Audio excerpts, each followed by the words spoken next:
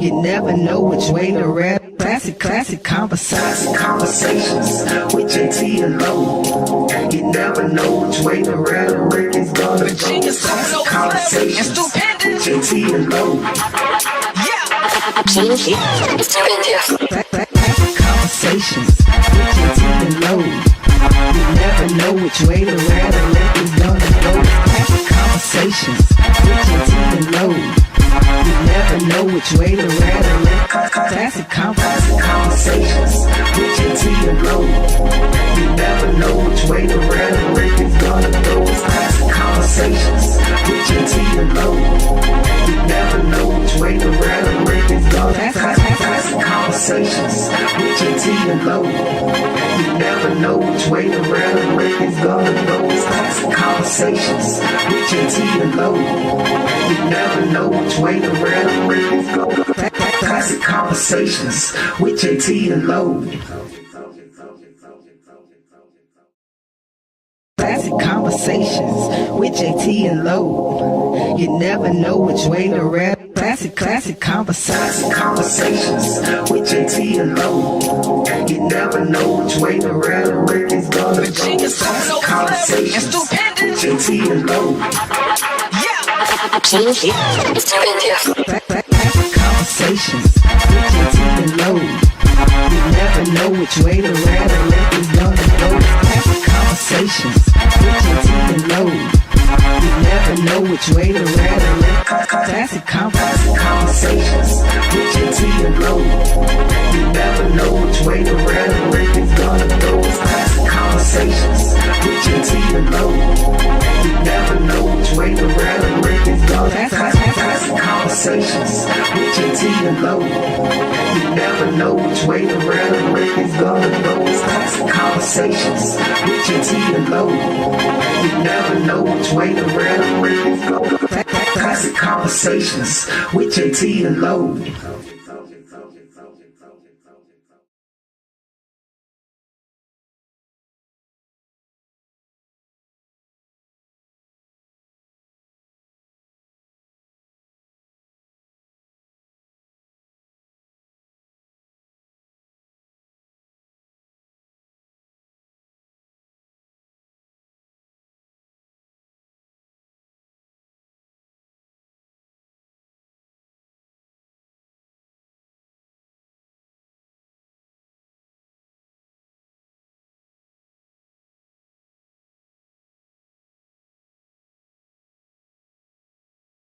Classic conversations with Jae Tea and Lo. You never know which way to rap. Classic conversations with Jae Tea and Lo. You never know which way the rhetoric is gonna go. Classic conversations with Jae Tea and Lo. Classic conversations with Jae Tea and Lo. You never know which way the rhetoric is gonna go. Classic conversations with Jae Tea and Lo. You never know which way the rhetoric. Classic conversations with Jae Tea and Lo. You never know which way the rhetoric is gonna go. Classic conversations with Jae Tea and Lo. You never know which way the rhetoric is gonna go. Classic conversations with Jae Tea and Lo. You never know which way the rhetoric is gonna go. Classic conversations with Jae Tea and Lo. You never know which way the rhetoric is gonna go. Classic conversations with Jae Tea and Lo. Classic conversations with Jae Tea and Lo. You never know which way to rap. Classic conversations with Jae Tea and Lo. You never know which way the rhetoric is gonna go. Classic conversations with Jae Tea and Lo. Classic conversations with Jae Tea and Lo. You never know which way the rhetoric is gonna go. Classic conversations with Jae Tea and Lo. You never know which way the rhetoric. Classic conversations with Jae Tea and Lo. You never know which way the rhetoric is gonna go. Classic conversations with Jae Tea and Lo. You never know which way the rhetoric is gonna go. Classic Conversations with Jae Tea and Lo. You never know which way the rally is gonna go. It's Classic Conversations with Jae Tea and Lo. You never know which way the rally is gonna go. Classic Conversations with Jae Tea and Lo.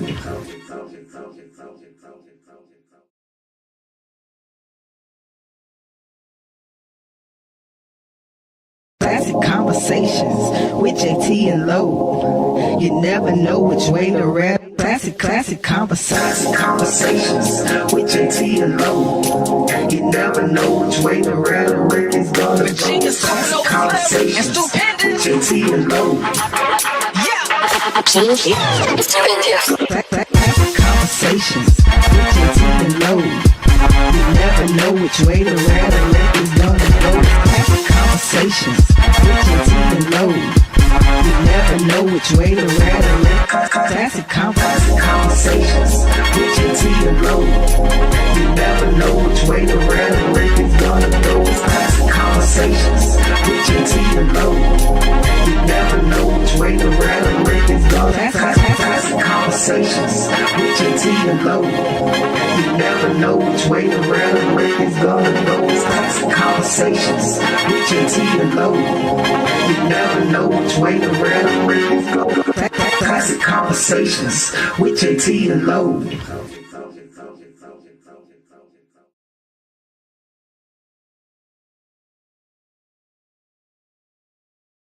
Classic Conversations with Jae Tea and Lo. You never know which way to rap. Classic Conversations with Jae Tea and Lo. You never know which way the rhetoric is gonna go. Classic Conversations with Jae Tea and Lo. Classic Conversations with Jae Tea and Lo. You never know which way the rhetoric is gonna go. Classic Conversations with Jae Tea and Lo. You never know which way to rhetoric. Classic Conversations with Jae Tea and Lo. You never know which way the rhetoric is gonna go. Classic Conversations with Jae Tea and Lo. You never know which way the rhetoric is gonna go. Classic Conversations with Jae Tea and Lo. You never know which way the rhetoric is gonna go. Classic Conversations with Jae Tea and Lo. You never know which way the rhetoric is gonna go. Classic Conversations with Jae Tea and Lo.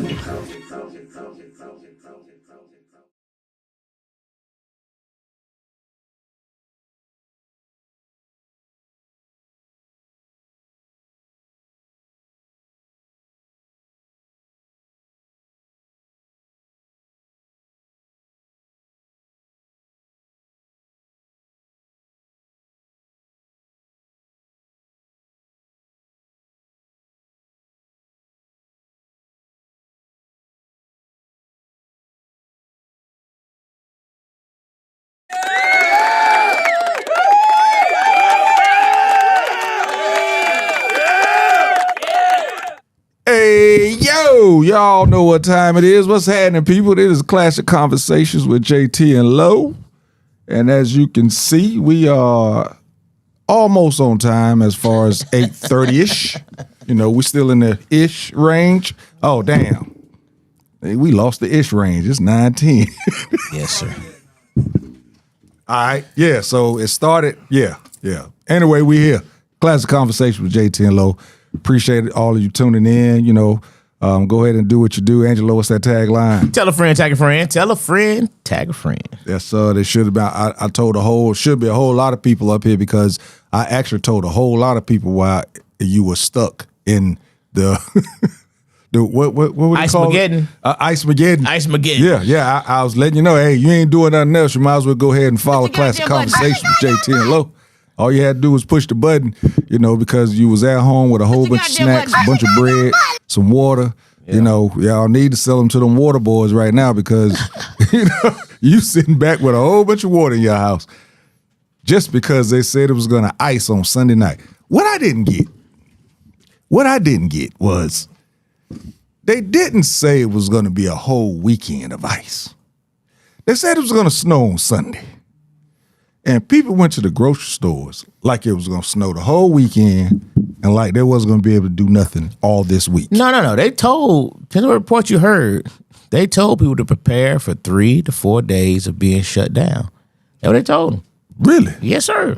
They told them to prepare. They said power go out, prepare for 3 to 4 days. And people getting, because remember, it started where it's supposed to have been Friday night. And then it changed to Saturday. Then it changed to Saturday night. Then it changed to Saturday night overnight going into Sunday. I mean, they kept moving the goalposts. But but they told people to prepare for 3 days minimum. Hey, y'all doing? Good job chiming in. Maybe it's because I've been in Atlanta long enough. I really didn't pay attention until it said Sunday. And when I saw it, it said Sunday afternoon was going to be snow. It was going to be rain on Saturday, snow on Sunday, and then it was supposed to be like 18 degrees Sunday night going into Monday morning. But 18 degrees changed to Monday night going into Tuesday morning. Now, don't get me wrong, it still was cold this morning. There was, like I said, my car door was stuck this morning, but trying to get in was I had to wait. But I didn't buy anything extra. I don't know. I definitely did. I didn't buy anything extra. I tried to. Store. I was grocery shopping. Just grocery shopping. Just regular grocery shopping, right? Wasn't no toilet paper now. Yeah, that's what I'm saying. I Wasn't no paper products. None. They bought enough for the Armageddon. They was Hey, bro. No 3 days. I went to the store Friday after I got off work. Wasn't left but one ply. Because my wife wanted she wanted some salad dressing. Yeah. And I went in the store. I had to shoot her a video. I'm like, yo, This ain't happening. I'm not standing in line for one thing of salad dressing. And I had to add, man, there was folks going up there with their carts. They was running around asking, do you eat whiting? They was planning weekend parties, man. It was crazy. I mean, I could have got her the salad dressing because I promise you, I sat in there for 15, 20 minutes just people watching. Felt like I was at the airport. And I was just people watching as they was running around just buying up stuff. And now they sitting around trying to figure out who the hell am I going to cook all this food for? Hey, I made a post today, and the post said, and the winner is all the grocery stores that y'all bought out because they thank you. All the grocery stores. And somebody else came back and said, don't forget the liquor stores. Yeah, the liquor store was open. Oh, yeah. Oh, yes. And I'm actually glad that y'all did go to the liquor store because I went to the liquor store just to get my usual, What you do? And I couldn't because everybody had bought it all up. So it actually worked out for me. All I was able to get me was a little pint instead of getting my usual fifth. I got my pint, and went on about my business. But I look back on it. Usually I would go in there on that Friday and I, go ahead and drop, $100 on my usual joint for the next 2-3 weeks. But, I just started drinking the liquor I already had. But I'm glad y'all did buy all the liquor up. I promise you I am. Y'all saved me some money. Somebody responded to my post and they said they went to the store today and watched the guy try to bring back 8 gallons of milk and 10 loaves of bread. He said the guy got irate because the store said, no, we can't take it back. Nah, buddy. You stuck. Hey, you stuck with that. But hey, I seen they brought in extra workers for the electric workers. Yeah. They was in the hotels. I seen a couple in the hotels, and they was chilling. I guess Chilling. paid for nothing. Yeah, paid for nothing. Yeah. They got their overtime. Just sitting at a Some of hotel them. waiting. They was there Friday. Yeah, Friday morning when I was on my way to work, traffic was a little crazy because they was running them trucks out or whatever. I didn't see any sand. Well, yes, I did. I saw sand on the street coming, or salt or whatever, coming over here. I saw some in my area. There's none. It was only bad that night when night? it rained that night. That Saturday night. Yeah, because that Sunday morning was bad. The rain Well, it turned to ice overnight. in some places. We ain't get no ice in my I don't area. think But I did either. it wasn't significant. Yeah. Yeah. we ain't get no ice. Now, don't get me. The water that was on my car last night, it froze overnight. That's all I seen with the barbecue. But it was ice. Really?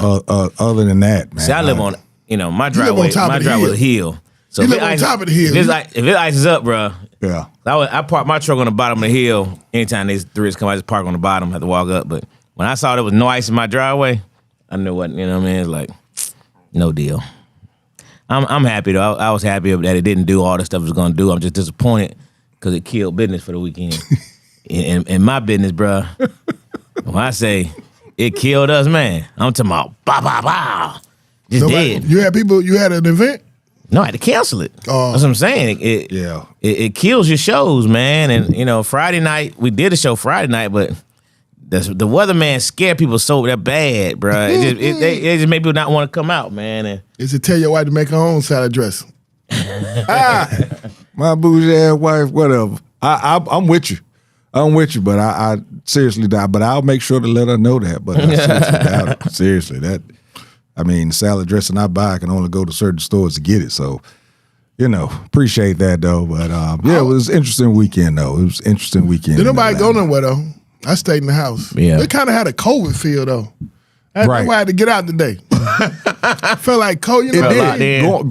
Going to work this morning because, they told us my job don't usually let you work from home.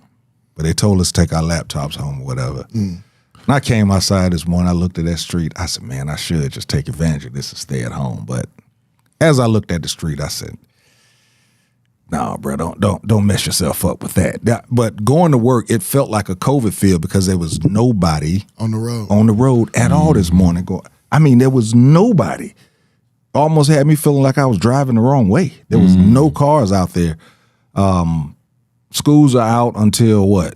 Tomorrow. They be back tomorrow? Okay, good deal. Okay, at least they didn't go too far. They go back tomorrow. Didn't go too far. I got caught up on some shows though, man. I got caught up on Abbott Elementary. I'm all caught up. Yeah, that's a great show. I got caught up on Sisters. A couple other shows. Caught up on Sisters? I did. What's that? Damn. It's a Tyler Perry show on BET. Yeah, I'm way behind on that one. I got caught up on the new season too. I got caught up on a few things, man. Played Tonk for hours at the house. So shoot. It's all good. Yeah, it gave you a reason to stay home and a reason to tell people, nah, I ain't coming. Nah, sorry, bro. So when the storm coming, I'm good. That type of deal. But like Angelo said, grocery stores won. Oh, they won. They won. Big time. Big time. Wasn't nothing on the shelf. No bread, no milk. All your staples was gone. They ain't had no chicken. Yeah. Stores won.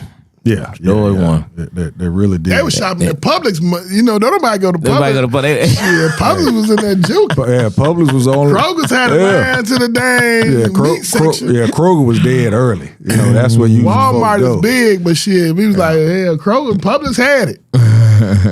10% markup on a 20% markup. They ain't had nothing in the BOGO. I always, you can go to Publix because you gonna save on the buy one get one. Right. So you be like, I pay a little high because I'm saving over here. They ain't had nothing in the BOGO. None of that. They said that BOGO down. BOGO was down. It wasn't nothing but straight gone to the aisles. Hilarious. $10 for some peppers. $7 for a jar of mayonnaise. Hilarious. That's terrible. All right. Well, in other news that we didn't get to get to last week, we was going to talk about the coaching carousel that's going on. Angelo, Mike Tomlin stepped down. And recently you guys decided to hire the Dallas Cowboys old coach, Mike McCarthy. Only thing that I can see that is a way to keep Aaron Rodgers for another year. Mm-hmm. And I noticed that your old offensive coordinator went to your nemesis, Ohio State. Did you saw that? Yes. How you feel about that? What are you doing over there? He's new offensive coordinator. Now that I was happy to see. He went from head coach. From offensive coordinator to Pittsburgh, still as offensive coordinator of Ohio State, which probably is not that big of a pay drop because Ohio State is Ohio State. Yeah. So he probably didn't cost much money, but I know for a fact I'm happy to see him at Ohio State. Yeah, that's he went no good. Yeah, he's trash. Trash. And he could have went to I'm happy that he went to that trash school as a trash coordinator. Yeah, I mean, it makes me feel good. That's the only good part about it because I'm definitely disappointed in Mike McCarthy hire. I didn't see it coming. Everybody been talking to me about it the last few days, and I was just like, man, I think they just interviewed him Because maybe of the he's track a Pittsburgh record. guy. And because of the track record of the Steelers, you really didn't expect for them He's to hire older than an any older coach we've ever had at any point. Yeah, you None never of our coaches expect ever got that. to 62 years old. And he's starting out at 62? 60. And he's starting out. He's 62. Yeah, he's starting out 62. at 62 with them. Yeah, that's different for the Steelers. They usually, It's this is Art Rooney, the third over the team, and you got a GM, you got a owner and a GM who in their positions have never won, right?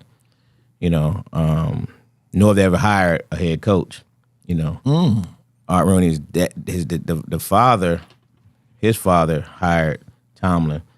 The other father hired Cowher, and the old man hired Chuck Noll. So this is his. So as long he's built the team forever, he's an older guy. So he's been, he's a son. So he's been there the whole time, but he's never really. This is his had first this time role. really being. And it's like, so it's like he's going against the grain. You know what I mean? And the GM, I think, is trying to get his name in the books of a winner right now, as opposed to everybody else let him develop.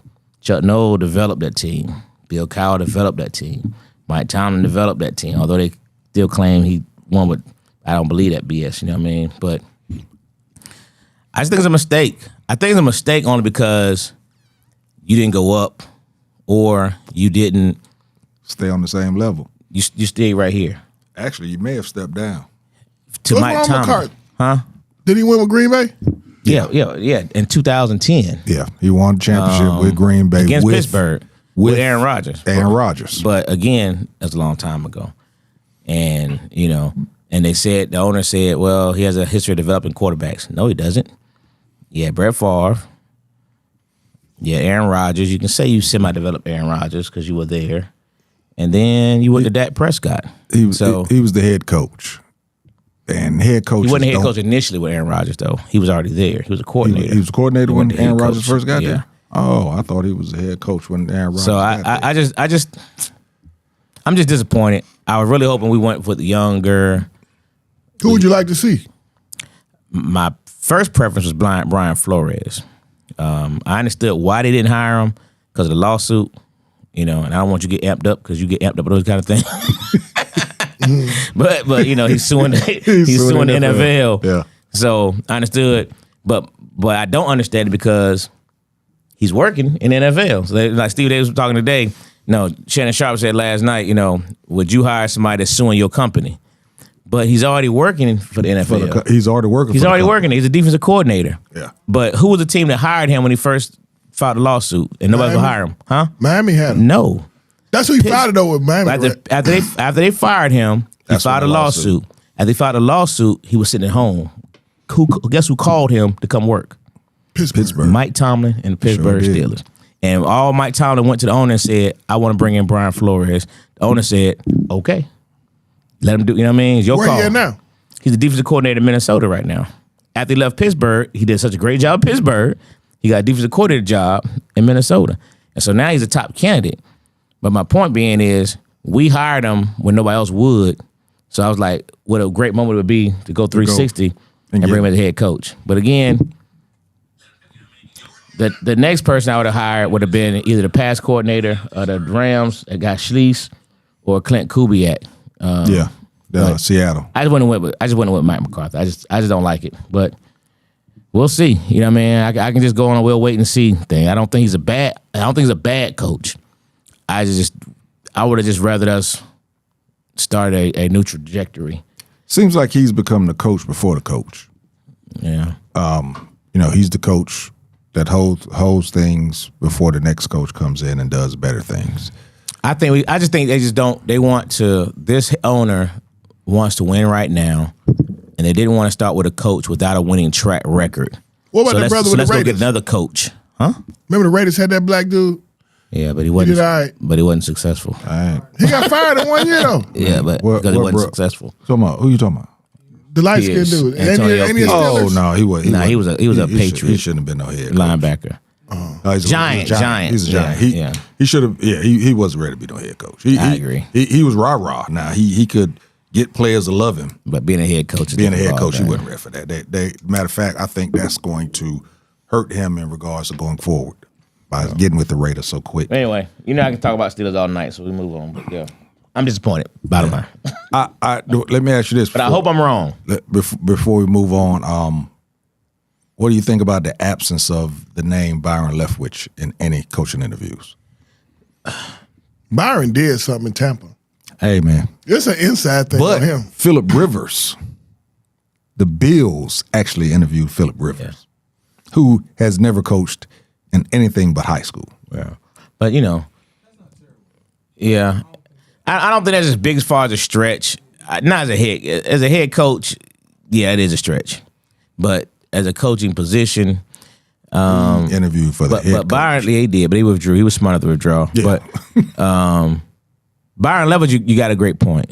He just disappeared, and you ain't heard nothing else from him. Something happened. Something had to happen, right? It's an inside thing Yeah, we don't know about. and not even as a head coach, as a coordinator. I know, because he was the brother, right? Yeah. He had the brother head coach. And then he brought Tom Brady gave him rave. Tom Brady gave him rave reviews. All the And time. then he won with Tom. Then they went to Won a the Super Bowl. Bowl. Won a Super Bowl. He And he got interviewed after that. Then Pittsburgh he fell interviewed him. off. He fell off. Something happened on the inside that we don't know about, because that usually don't happen. No, you're right. Not to be completely quiet. His name not even thrown out anywhere. But if something did happen and they quiet, I'm happy, because usually they'll blast a brother. So if that's what it is, I'm happy for him. That means it must have happened with somebody else of importance, because if they blast him, they got to blast them. He probably said something to the wrong person, pissed the wrong person Or did off. something with the wrong person's daughter. Nah, I don't think it's sexual. I think he Hey, got an number one, attitude. he ain't had to swing on us like that. It ain't gonna be that long. Dang. Something happened, though, because whenever Jesus. something like that happens, something happened. Frank said, allegedly all interviewed poorly. He has a history of developing QBs. Now they don't bring back Rodgers, it would make sense. It's like he comes back for one more year and we pick one next year. I definitely think he's coming back one more year. Leftwich rap took such a big hit with Brady. Likely something happened in Tampa. Yeah. Ain't no black coach has been hired. I'm boycotting and did boycott AFC championship games. Ooh, you missed some good games. Sure did. No black coaches, no black quarterbacks. This will be the whitest, lowest rated Super Bowl. Could be fan related. Yeah, it could be fan related, Frank. Yeah, you missed some good games. Number one, that's all I can tell you. It was some good football games this weekend. Well, The Rams could have won.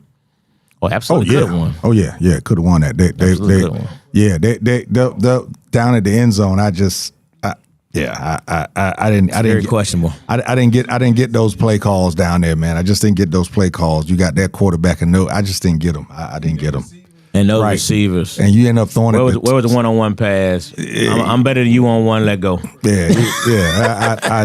I didn't get that one. Stafford ain't running though. Yeah. Believe me, the other team knew. They did. They dropped 9. They rushed 2. Because they're not worried about him running. That's right. They rushed 2. Yeah. Yeah, I was gonna say the other team knew that. The other team knew that. Stafford protecting that back. But listen, I don't get to talk. Stafford said, y'all ain't got to go home with me. I don't get to talk about my team much. Okay. But we had a huge hire. Who? We Frank had said, a can you fire huge Hubert first? But go ahead. hire. Who? I'm with you on that, Frank. What's your We'll get to team, that. Carolina? Giants. We have a hire Harborough, so we are on Harbaugh those should've waited. steps. No, he did right. He did right. We gave him everything that he wanted. He got a Got his quarterback money. that's mobile. $100 million contract. Yep, he got it, and he doesn't have to answer to the GM. He answers to ownership, Owner to the owner. and he gets his pick of coaches. I'm happy with it. He is 5 wins alone He should have went to West by himself. Buffalo. Buffalo job wasn't available at that point. Right? Yeah, he still Was at that night, though. No, he'd already signed with Yeah. Buffalo. I know he should have waited. That'd have been a better job. That's more. They Super Bowl ready. I agree that'd have been a better job. 100%. Yeah, but who the hell I don't think we expected got that? 20. I don't think we got $20 million though. But who the hell would have expected that coach to get fired? No one. Nobody was expecting Who that. should have waited was us, because we should have got Sean McDermott. I just don't. That would have been a great pick for Pittsburgh. Yeah, Great. You come out pick. to coach in Buffalo? Yes. yeah, That's what we should have got. That'd have been perfect. yeah. He gonna bring the attitude, the intent. That's why I like Flores. You want somebody gonna bring that same level of intensity. You know something I noticed though? A lot of teams, the league as a whole, it's the GMs and the owners act like they really got more power than what they got. Because at the end of the day, it's the coaches and the players that win the game. Mm-hmm. And the owners don't really influence. Like, they want to be shot callers and ball. They want to be recognized. Well, they feel like we brought you the product. That's Dallas. That's you. That's. But everybody doing it now. I don't. Why would you fire McDermott from Buffalo? Why would Harbaugh get fired? He didn't even do nothing.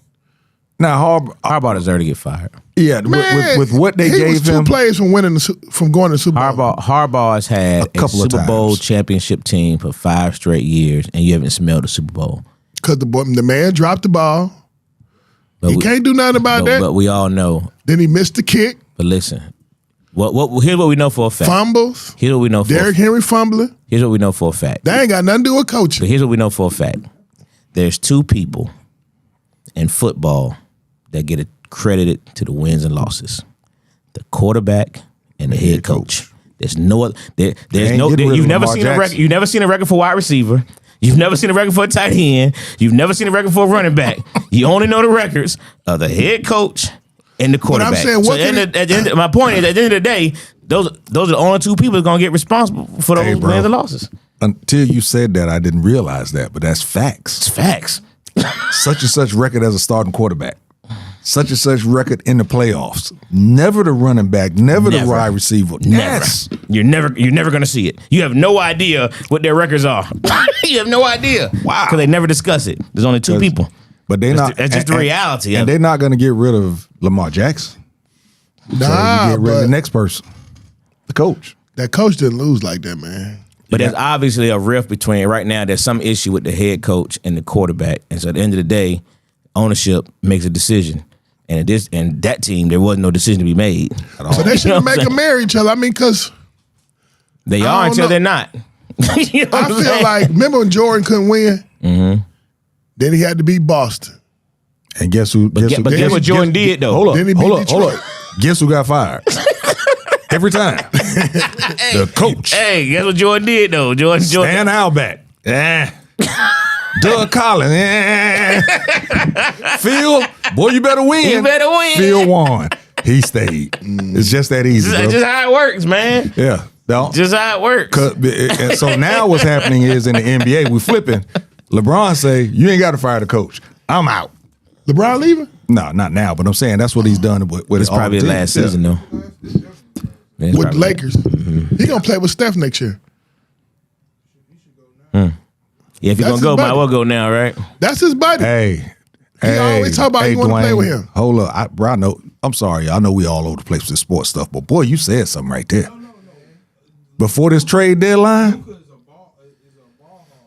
but I'm saying before this trade deadline, and now that Jimmy Butler got hurt, LeBron could go there and finish out the year and then retire. He always talking about wanting to play with Steph. That's the easiest perfect place to go. Instead of having Draymond trigger the offense, you have LeBron trigger the offense. It'd be way better. He always talking about playing Hey with man, Steph. Dwayne dropped the gym right there. That might happen before the trade deadline. Because him and Jenny fell out, didn't they? Well, Jenny don't even own. She sold the team anyway. She has made some rumors. Some rumors just came to light, but the reality of it is, LeBron's a no trade clause. So LeBron don't go nowhere. LeBron don't want to go. He would have to say yeah. Yeah, He'll say yeah. And I can see him he'll saying say yeah, yeah to with that him. now. Now that Jimmy, That's the only friend he got left that he really rock with. We'll see. But Frank, yeah, until you play with him. You're right, Frank. Hubert, yeah, we do need to have some conversations on that. Hopefully, by the end of this season. Hold on, you talking about the Giants? Yeah, I'm good with the Giants now. We done got Harbaugh out the way. That's all I have to say about the Giants. But Frank, he's a big UNC Tar Heel fan, and he was talking about Hubert Davis. He fired. Not yet, but I didn't. Fired. I didn't like Hubert Davis when he first came on and said, "Hi, yes, yes, I'm an African American coach, and my wife is what did he say? What did he say? I got a white bitch. Caucasian. Yeah, it's the first thing he said in the press. That's And when anybody even asking that shit. right. And that's when I was done with him, and then looking at his coaching style, I've been even more done with him. It's basically about the players because he's not putting them in the positions to win, but. Frank, you know I can do that all night, so This ain't Uncle Drew. we ain't gonna do that. All they would need is LeBron and Aaron Rodgers. What? He said this ain't the Uncle Drew movie. That's funny. But yeah, we know it was Monken, but the reality of it is, if they also said that he tried to talk to Harbaugh and Harbaugh refused to talk to the man, so that means now I have an issue with both of you all, Monken and Harbaugh, because they said Harbaugh, he tried to go to him. Harbaugh let him know, hey, I run this team. I know what I'm doing. I've been doing this longer than you. Who? That's what Harbaugh did to Lamar Jackson. He basically shut the door on him to any conversation. So that means I have an issue with him. There you go. So Yeah, and if you notice, you have not heard a word from Lamar Jackson. Lamar is very smart, man. But you knew it after the championship game. When they asked Lamar Jackson about his coach, Lamar said, y'all want me to talk about this now? I'm trying to figure out how we lost the game. You want me to talk about this now? I said, oh, it's over with. Hey, No response was hey, he wanted. Y'all want me to talk about this now? Because any other time he'd be like, "That's my coach." Right. Hey, he be like, "Y'all want to talk about this now?" I said, "Oh yeah, it's over with." I caught that off the rip. Oh, it's over with. That's a wrap. All right, so we good on sports? Yeah, we're good. Good on sports. We're going. Oh, Shout out to Shador. what Shador Sanders is He's now on the Pro Bowl. He's now a Pro Bowler. He's a pro. How the fuck he get to the Pro Bowl? Exactly. That's some bullshit. Shador Sanders is. That's some But bull. he still get the credit Hey. being a Pro Bowler. I know. He the first fifth round to sell that many jerseys. Hey, He the first, when he third go or fourth round to shoot. when he go to contract negotiations, just like That's Huntley. right. What's his name? Huntley. Also, that's started in the Pro Bowl. Also, How does the man get to the Pro Bowl? that is a contract negotiation right there. Because what happens is so many people get selected for the Pro Bowl and then they opt out. So when they opt out, Josh Allen opted out, Bo Nix is out. So it just goes down the list. Yeah, Drake. Who's next? He's basically supposedly taking Drake May's spot because Drake May's in the Super Bowl. I'm saying because so many other people already opted out. Yeah. So then they go down to who was next on the list. But how does he make?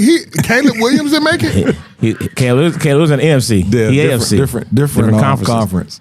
So you got Patrick Mahomes, you got all these Lamar Jackson out, Patrick Yeah. Mahomes out, Josh Allen. You got so many. He just fell under. What about the white boy with Tampa Bay? NFC, different Yeah, conference. it's different conference. There's a lot of other people that probably could have gone. Golly, how you don't play? All these other people said no, basically. Hold up. How you go from no practice reps At all. to a Pro Bowl. playing? What he played 2 games No, he played He last played six, 6 or 7 games Yeah, to the Pro Bowl, yeah, to the Pro Bowl. Ain't that a blip? to the Pro Bowl. Ain't and that he a- playing with Gary Miles, and him going together. And that's probably Yeah. One nigga earned and one nigga don't. It's probably a contract. It's a wonder practice if it's in his- bonus. it's a I'm, bump in I'm his sure. I'm contract. sure some kind of bonus for it. Yeah, that probably ain't much. But whatever it is, And the it contract he got, anything is good because he got a baby contract for an NFL player. Wow. Yeah, I mean, 6th round, 5th round, whatever it was, he got a baby contract. Hey man, either way, he couldn't say no. Either way, could not say He no. could not say no. What? I saw a lot of people saying, man, he should have said no. He could not have said no. Could you imagine he could this not man? say no. He could not say no to that. So, Hey, he cheated from ear to ear. yeah. his Yeah, man yeah. that made the Pro Bowl. Yes, sir. Yes, sir. Anything's possible. I want to make the practice squad then. I would love to hear that conversation between him and his dad, though. Shout out to the practice. You know, Daddy gonna tell the truth. Don't think you all that. 15 quarterbacks didn't want to go out of 16. Nigga. You the 16th quarterback and 15 didn't want to go. Right. Well, at least he the one that went from Cleveland. Shows that he should have been starting for Cleveland the whole time. That part he definitely proved. You know. Yeah. He should have been the starter. He should have been the starter for Cleveland the whole time. This may be the first time a dad and son goes to the Pro Bowl. Nah, it's been a bunch of them. Dad and son Pro Bowls. They haven't hired Cleveland haven't hired a coach yet. You can go start with just the Mannings alone. All the Mannings have gone. Oh, yeah. The daddy went though. 100%. Oh, yeah. Archie Manning was a bad one. Back when it was a real Pro Bowl. Yeah, but it's a whole bunch of them. You got cornerbacks. they actually tackled. Patrick Surtain. You got what's the other one name? Yeah, there's a lot of them. Asante Samuel. I mean, it's been a whole bunch of them. It's been a whole bunch. Of them. Yeah. Probably the first time you had a quarterback and cornerback, father son. You know what I mean? Yeah, for real. I had one of my players, asked me to play with, make the Super Bowl, man. It came to me in a minute, the name, but Playing with Seattle. playing with Patriots. Okay. Yeah, he played the Patriots, man. He used to play with Aspen and went to Oregon, then went to LSU, and joking now. Tank put him in the post, put a post last night about it, man. He in the Super Bowl, man. First year out. It's dope. It's all right. He a rookie? Yeah, he a rookie. What that about 75K now? Shoot, it's more Super Bowl. than that if you win. Yeah, only playing Winning. flag football. Yeah, we know that, Frank, but still, it still say Pro Bowl. Sure do. Said, that contract negotiation time come up. It's a Pro Bowl. It's on his resume. That's all you want. Yep, that's like a player that's a practice squad player on a Super Bowl winning team. It's on their resume. They played on the Super Bowl winning team. Hey man, contract negotiation change. Which All I gotta say is Matt McGlung better be in the damn All-Star game. Yeah, what, Duncan? that's all he can do. I was about to say Exciting though. That's all they do in the All-Star game. well, we'll get to that because we can keep going if I keep going. But let's go. I know who my dark horse is for the dunk contest. But we'll talk about that another time. All right, so let's move on, man. All right, folks, we're gonna talk about these folks, Immigration and Customs Enforcement. Y'all know them as ICE. Recent loss of life during these ICE raids. We wanted to bring it up and talk about it a little bit. We thought that we were going to have Ask a Cop here tonight because I was going to call him out because he actually told me he was going to be here because we wanted a point of view from the law enforcement side of things. But the questions that we want to ask in regards to it. All right, let me get started. Yeah, the questions that we wanted to ask, and hopefully he can help us out. What exactly are the duties of an ICE agent? Are ICE agents given powers and responsibilities that they actually cannot handle? And do ICE agents have the same authority as police officers? So I wanted to bring that question about. Go ahead. You can start. We went over that off. in class. So ICE agents are not, they have no authority over American citizens. They only have authority over immigration. And they bypassed a bunch of laws, so people got to remember, you can't arrest nobody without a warrant. Right? All right. So in order to book somebody, they got to have a warrant. So if I punch somebody at the gas station, I get arrested, I go to jail, they issue out a warrant, and then I get arrested. I get booked. So they're bypassing the warrant process, and they saying you don't have to have authority. Any federal agent with authority can give you the warrant. So now they can kick in doors, all this other stuff. But think about it, ICE agents only have power over immigration because federal police cannot arrest. Well, let me put this the right way. Federal police have limited authority over American immigrants on American soil. That's left to the state police, the city, county. You also got the FBI, Federal Bureau of Investigation. So things like that. So ICE is not supposed to be. Once you identify you an American, they job with you is done. Now, let me give you this. ICE agents have the authority to arrest individuals they believe are in the U.S. illegally. So they can still arrest you. Yes. But once you prove you're an American, exactly, it's supposed to stop. But they still can't arrest you. Yes. Or if I impede them from doing their job. So if they try to arrest Low and I'm standing there or I'm doing something to stop them from doing their job, I can be arrested.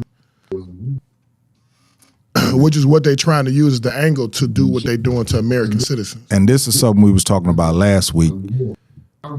And Jae, she was saying that they're able to enter your homes and blah, blah, blah. But actually, they have to have a warrant to be able to enter homes. And they're saying that usually ICE agents often work with local, state, and other federal law enforcement agencies like the FBI and DEA. And they work with local police, too. So they work with the local police. But to get an agent, you got to have, to kick somebody's door or go in somebody's house, you got to have, or even enter their car. They crowbarring people's car, they dragging you out the car, you prove you're American, but your car door jacked up or your trauma happened, who fixes that? If I run into your car to stop you and I pull you out, and I arrest you, you American, you free to go. Who fixes your car? But in order to go to my house, you got to have a warrant. So they're illegally going to people's houses, or they're going through erroneous ways. They're not going through traditional ways to get warrants to go in people's homes. And you got to think of this too. They're creating more harm with the mindset and the attitude in which they go at things. So you're not supposed to police everybody like they the criminal, right? So you're supposed to be able to know who your target is and attack your target. I mean, they're going after people in all sorts of ways, and it just don't make sense. You want to go at some of these questions in regards to, are they given the powers or responsibilities that they actually can't handle? Do they have the same authority of police officers? This is orchestrated. Well, yeah, there's definitely no checks and balances. I mean, like you said earlier, federal police officers are a different level of policing. They don't answer calls. They don't handle, city state laws. They're supposed to handle things on federal property or federal, what they're doing right here, man, is straight rights violations. They're just strictly just violating people's rights at whim. They don't even worry about whether or not you're an immigrant or not. You know what I mean? They just go attack you and then decide whether you are or not. On the back end. On the back end. You know what I mean? Which is absolutely asinine. The stuff they're able to get away with, and there's no accountability for it. There's zero accountability. They literally, going in here all masked up, not showing your faces, which sounds familiar, right? And even with the murders we're gonna talk about, look how they respond. Running like cowards. So they've already said they got immunity. I already gave it to them. So it's just gonna be interesting to see how some of these cities. They coming to Atlanta next. No, they already here, and they just had some trucks get delivered in Atlanta last week. They just had a whole bunch of ICE vehicles on 18-wheelers. They coming to Maine now. Hit Atlanta last week. They coming. No, I'm telling you, they just got delivered last week. And recently, a bunch of them. Recently, someone actually, they say this has been happening a lot, but somebody actually got caught. Went into someone's house with a uniform on, because and I haven't really seen an ICE agent, but they say that there's nothing on their uniform that actually distinguishes them as an ICE agent.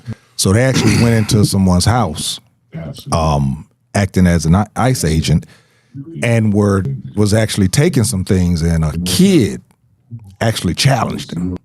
A kid actually challenged him because the guy actually slapped his phone out of his hand, and then also grabbed his PlayStation. And they say that the kid actually attacked him, and that's how he ended up getting arrested, because the parents called the police and came through, and that's how. But they say that this has been happening a lot, where people are actually dressing up as ICE agents and doing some of these things of going in people's houses. How can you tell the difference? Because how can you tell the difference? You got a mask on your face. Anybody can iron a badge on something that looks like a bulletproof vest. Hey, Uncle, are you still on? Because Uncle, or is it? Well, I just like to know if Uncle's still on the line on here, period, because, he retired as a federal police officer. I just like for him to give his version of the rights responsibility from a federal police standpoint. But is MJ on there? Go ahead, ask your question. MJ, what's up, bro? MJ, ask a cop. Is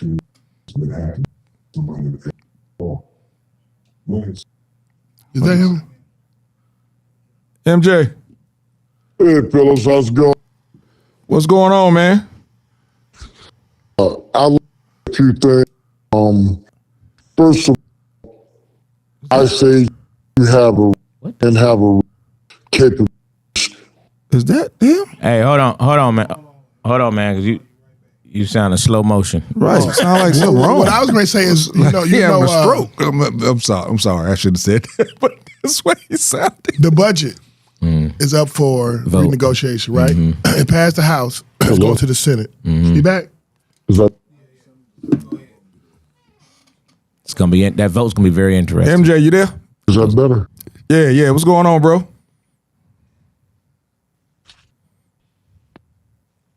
Where you go? Said Copper Kanye. I know, right?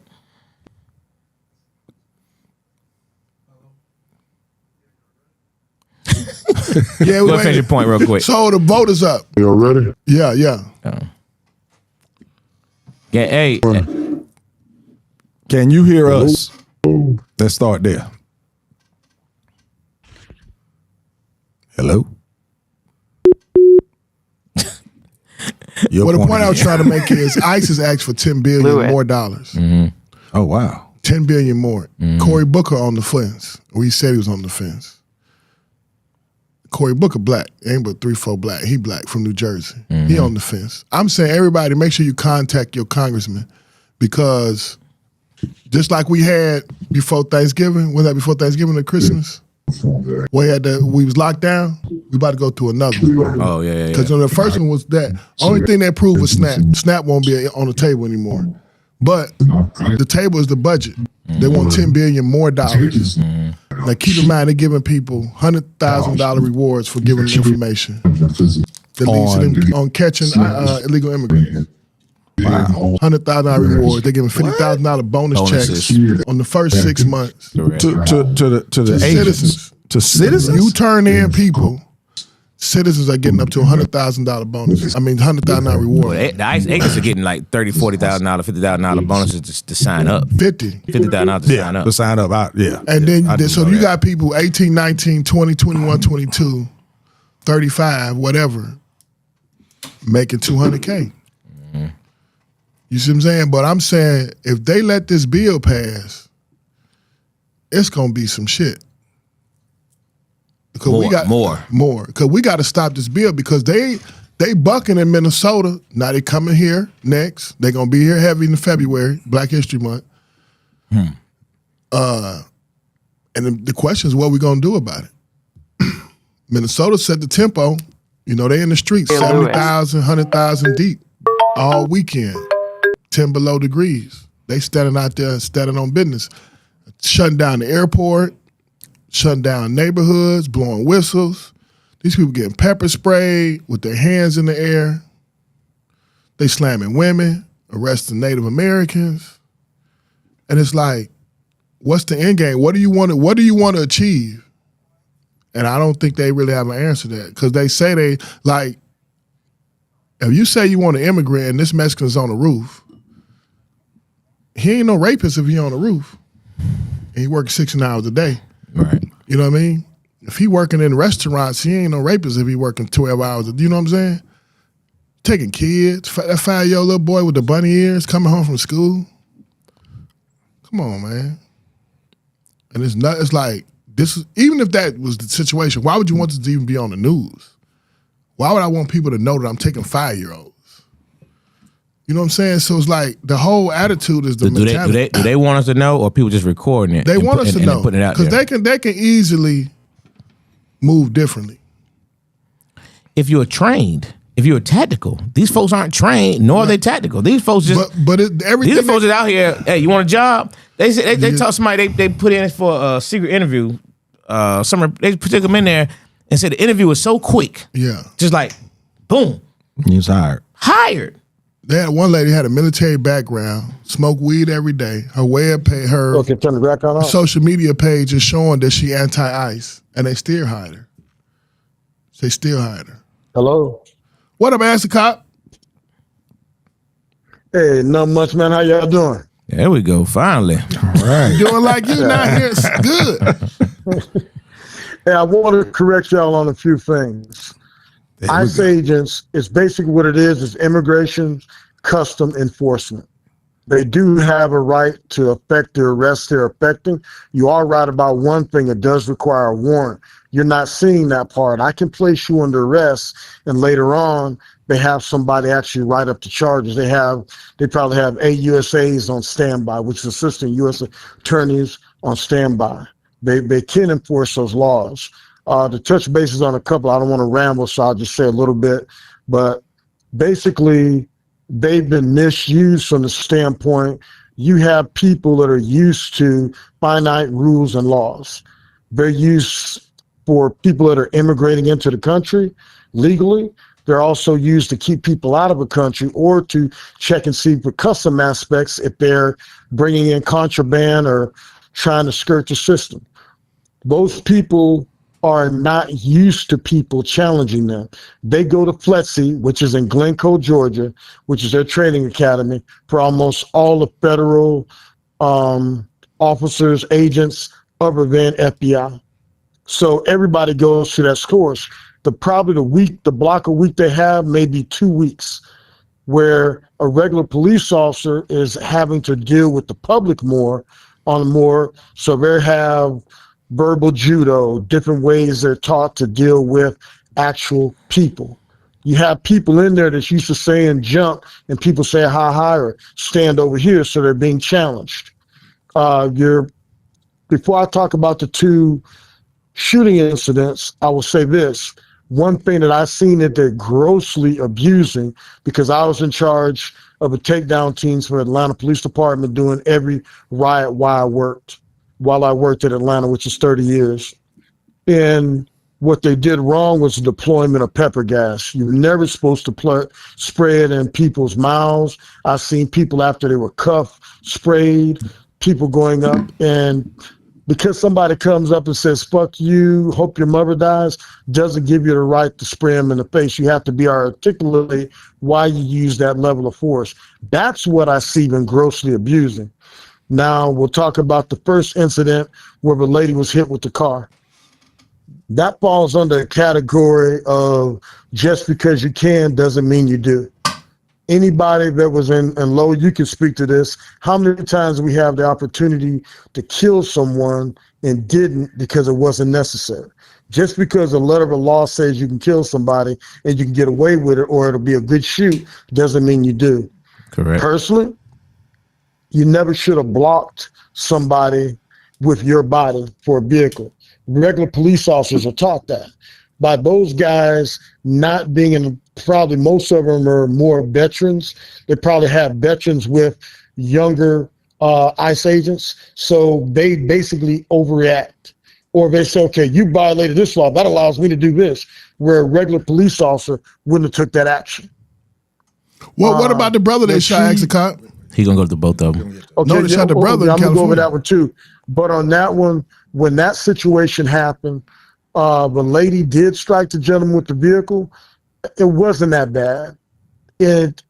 That's not one of the ones where a regular street police officer from a major city would have deployed deadly force. And he shot through the side window, which in most cases would have said, okay, the threat's no longer there. You cannot do the deadly force. Now, if he wants to articulate, I thought she might get somebody else. It's shaky, but it's a passable shooting. Now, when you talk about the gentleman that was just shot, a lot of people haven't actually seen all the angles of the video. And this is how, and I'm not justifying the shooting, but I'm saying I see how it happens, and it's going to upset a lot of people, but he's going to be cleared. This is what happened. They had a gentleman, they're fighting with him. If you see, the gentleman at one point grabs for his holstered gun. Somebody probably said, gun, gun. That's how law enforcement across the board are trained. When you see a gun, you yell, gun, gun. At that point, an agent that was on the outside reaches in and takes the gun. The people that are still struggling with him aren't aware that the gun was removed. So the guy should have said, I got it, or the loud voices and everything going on, they may not have heard it. But the other person, he's still struggling. He may have reached down just to get up, and the guy shoots him. Boom, boom, boom. It's going to be a good shoot. Now, the thing that'll make it a bad shoot is why were they interacting with him to begin with? What happened? Was he doing something that the level of force they were using? Now, hitting him in the head like that, if you know he has a gun or you're fighting to get a gun from him, it would be justified. Now, if that wasn't justified, if your shoes weren't good, in other words, if he didn't have a reason to approach him and you just jump him or whatever, it better be a damn good reason why they were interacting with him. We may never know the truth part of that, but the shooting itself, if it went down that way, and the clips I've seen where he's reaching for his holstered gun and then somebody removes it, that guy may have said, clear, I got it, and nobody heard him, and the guy that pulled it, he's got a gun, he's reaching, boom, boom, boom. Because if you see everybody else that may have been aware that the gun was taken out, they get startled and they kind of pull back like, oh shit, he shot it. Now, if it would have happened, then, first of all, some of them should have, it doesn't take 5 people on one. Most departments, major departments are taught to spin around, 2 people watch the crowd while the 3 go hands on. He had a gun. Personally, the way the guy shot was bad. If they're going to do that, press check and put the gun against the head, pull the trigger, kill him. If you're justified, I think the guy saw him reach, panic, shot. The guy had already removed the gun. That's why that falls under, you're covered under color of law. They were taking a lawful action. It turns out that it wasn't necessary, but when that officer fired, that's what the jury is going to look at is, did he feel that his life was threatened or lives of other agents or the public were threatened? And he'll easily be able to articulate that because they were going to try to disarm the person. He did not know the gun was there. Will a person family get some restitution? You'll never know. But the shooting itself is going to be good. Boy, he got shot 10 times. Typically, I agree with you on these things because you have the expertise for it. This time, I 100% disagree with you. And number one, this cannot be identified as a good shoot. And the problem with this not being identified as a good shoot is the fact that there is zero accountability of the shoot. There's not going to be the proper investigation that you're speaking of when you say good shoot, because usually a good shoot means it's going to be a homicide. It's going to usually be a homicide investigator. It's going to come in there. GBI is going to come in. They're going to investigate step by step by step. There is not going to be Minnesota BI, whatever they call the GBI Minnesota. There's not going to be a proper investigation of this. You know it like I know it. It's not going to be properly done. But the other same thing because I've been at. Yeah, go ahead. Well, the other problem is simply there was no reason to even attack this guy. This guy was trying to help someone else that they pepper sprayed. And then they took it upon themselves to go at this guy. There was no lawful reason. This guy didn't do anything illegal. Here's the other problem with these vigilantes is that they're not going by the color of law. They're not held to any legal standard. There's no they don't require probable cause to do what they're doing. Here's the problem. There was no probable cause to attack this guy. This guy was simply trying to help a lady that got pepper sprayed. She got pushed down. After being pepper sprayed, he was trying to help her as a nurse to assist her, and then they attack him. I haven't.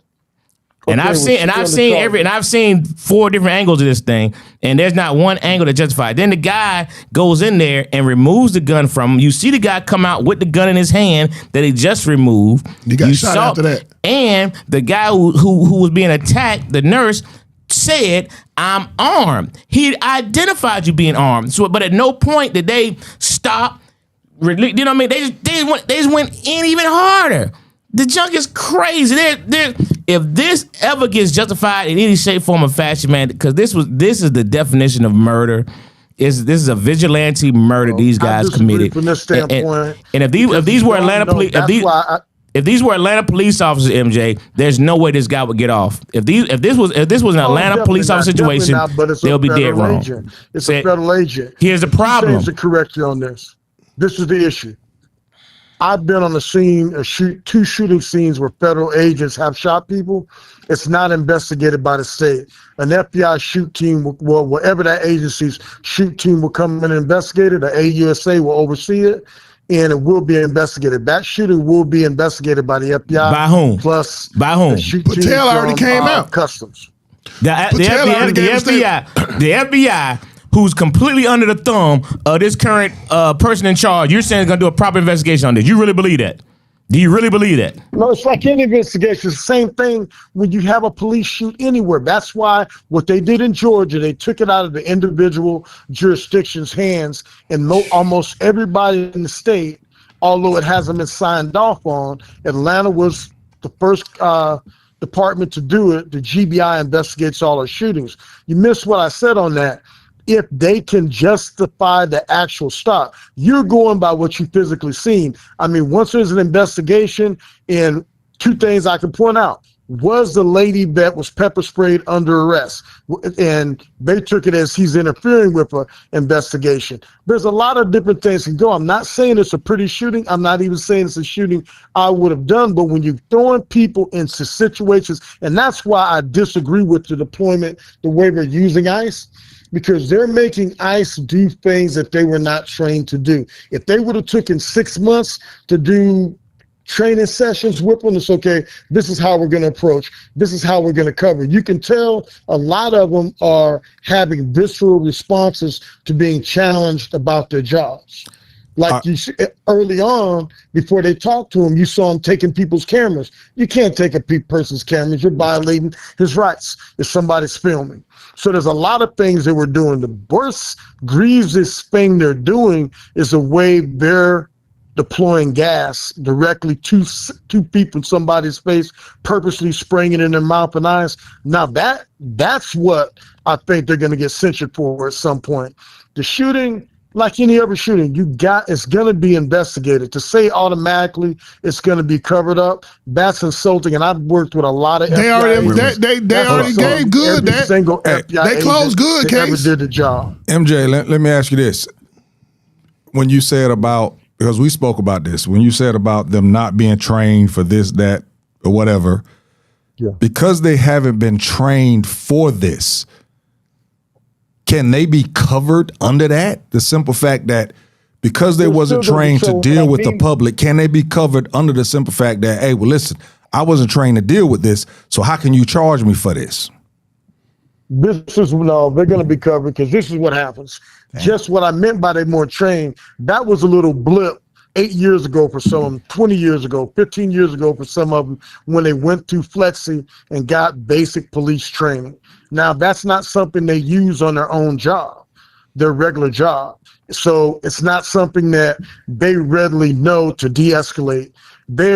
A lot of them are actually escalating it into de-escalating. You're seeing a lot of them are taking stuff personal. I'm not saying these individual ones, but you see video of people yelling at them, chanting at them, and the guys are getting mad and they're running up to the person and spraying them in a place of gas. That's dead ass wrong. There's no way to. What's going to be the accountability for those people, MJ? Which one of those people are going to get charged? Honestly, one of them. What's going to happen?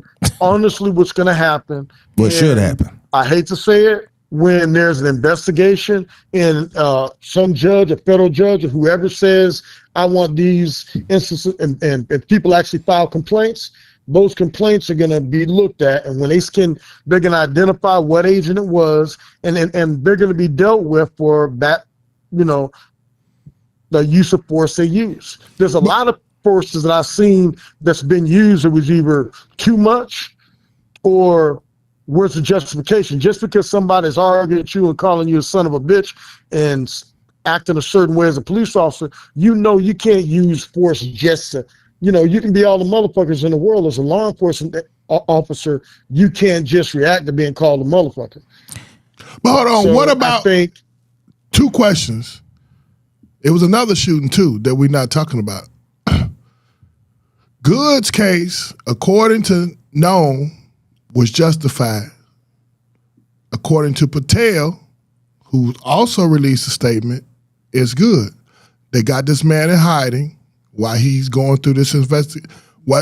So they're saying the investigation is pretty much, the people in charge are verbally saying he's good. Mm-hmm. They're protecting him, so they're keeping him in hiding. Two, they shot Alex Purdy 3 times. Boom, boom, boom. Then they shot him another 6 times. Total he 10 10 times. bullets in him. How do you justify the second round of shooting? And they stepped away from him and shot him while he was on the ground. You saw them all step away. Right. So how do you justify the second round of shooting? And with that, I'm saying the initial shot that was fired. Now, there's a lot of cases where I'm justified in shooting, but if low shots aren't justified. And it happens a lot. And a lot of times I may not be disciplined for the if it's deemed that my bullet was the one that killed him and I'm the first one to shot, I'm okay. If it's deemed that Low killed him and he was the one that shot afterwards, Low may be dealt with. I'm talking about the initial incident. And I'm not in no way trying to justify what's going on. I'm just trying to give insight as to how these people may be cleared. Okay, so what about the shooting? What about the brother that got shot? He was shooting during New Year's. The ICE agent, they lived in the same apartment building. The ICE agent came out, shot him. Off duty, not at work, shot him. What was that, Texas or California? It was a brother. It's 3 shootings in the last month. 3 deaths. The off-duty cop came out as a apartment. I'm not familiar with that shooting, but most apartments like Atlanta, Low can attest to it. When New Year's, when you know people are going to be firing guns in the air, they tell us to park, and all we go is to essential calls, and we go 3 deep, 3 cars following behind each other. That's how it's normally done. When you get he was off duty. These are people that are not off duty, and he was okay. He wanted to be Captain Saberho, and he's okay. I'm gonna go deal with and see what's going on. I hear shooting outside my door. That's your right as a citizen, but when you do that, you're also held accountable for all those rounds. When he came out there, that's the part where you really can't speak on until you know what was said between the 2 people. What happened? Did he level his gun at it? That's going to come through forensic. They got these little pieces, this little wire, but they'll sneak all the way through, and they'll know what position that gentleman's arm was in when he was shot. So that has a lot to do with it. And the sad thing about that is if I'm coming out and I'm on my property and you're shooting and I call out and challenge you and you reel around with the gun and I see the gun and I shoot you, it's going to be a good shoot from that standpoint. Dead man tells no tales. And so I don't know enough about that shooting. I'm just saying how it could have happened or didn't happen, but I don't know everything surrounding it. But hey, hold on one second, MJ. But stay on the line. We got another officer want to call it. Go ahead, see if we can get him in there. Stay on the line. Can you cover this up, bro? Yeah, these phone numbers is coming up here. Let me know if he came in. Hey, MJ, I just sent you something. Okay, he gonna call you back. Yeah. MJ still on? MJ still on. Let me ask you this, man. I just sent you something. I don't know if you could see it, if you've seen it yet. I sent it to you by text. It was basically ICE agents running into somebody. After they ran into them, they jumped out, grabbed the woman out of the car, pulled her out of the car while they was holding rifles. Is this something that you're saying that in regards to the training? Can you hear me?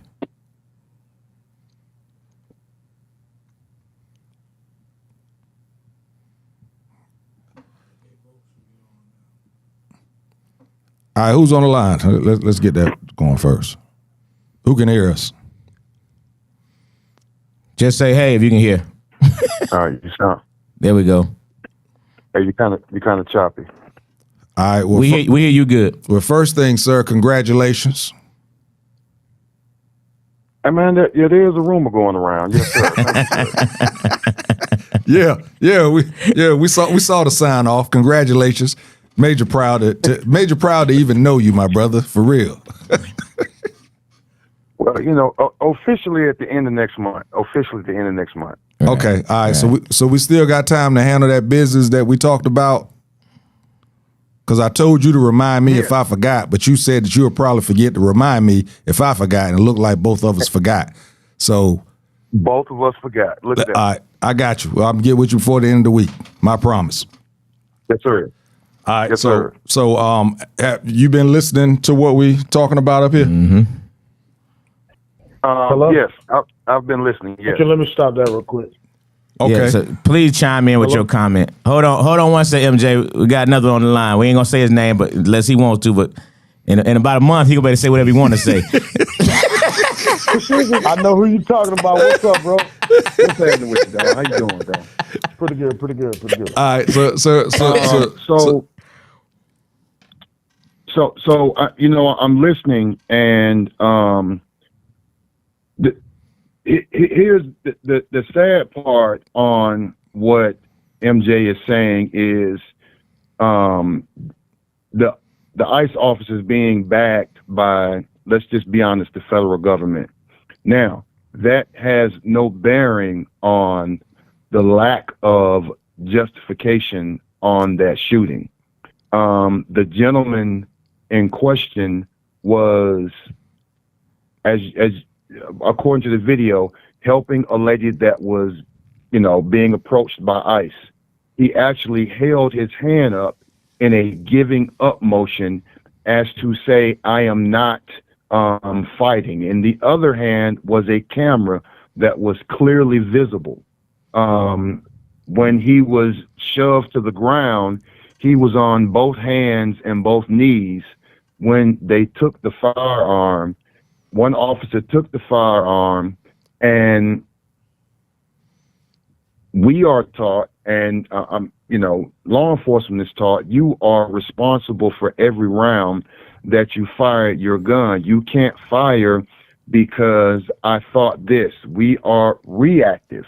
We react to a stimulus. We react to somebody swinging. We react to somebody pulling a gun.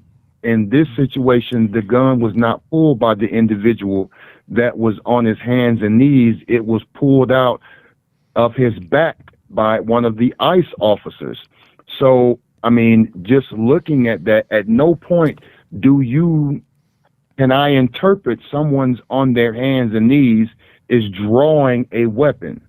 So that's why now, is he going to get cleared? The reason why he's going to get cleared is because, and you're talking about the investigation, before an investigation is done, they are defending the action. So unfortunately, that's what I disagree with. I disagree with that also. But one thing I will tell you is, yeah, you're right to a certain extent, and I agree with what you're saying. But if I'm saying devil's advocate, that's what I was playing of how it could possibly be cleared. Okay, we go hands-on a guy. Somebody says he's got a gun. At that point, all officers are dealing with him like he has a gun. The one angle I saw, and it's going to come out, you see the guy reach down towards his waistband. Okay, so the guy reaches for his waistband, another agent comes in and pulls that gun. Now, if that agent was correct, he said, I got it. He should have said, clear, I got it. If he said that, great. If it wasn't heard, okay. Now, do I agree with the way they shot? No. Would it have happened in Atlanta? I hope the hell not. But when the guy, we don't know from the angle, they're going to have to examine all angles. Did his hand go back down? Did his hand go back down? At that point, if there was somebody else that was totally had a gun and thought he was reaching for the gun and they know it was in his waistband and he reaches down again and they shoot, they're going to be justified. You do not have to see the weapon.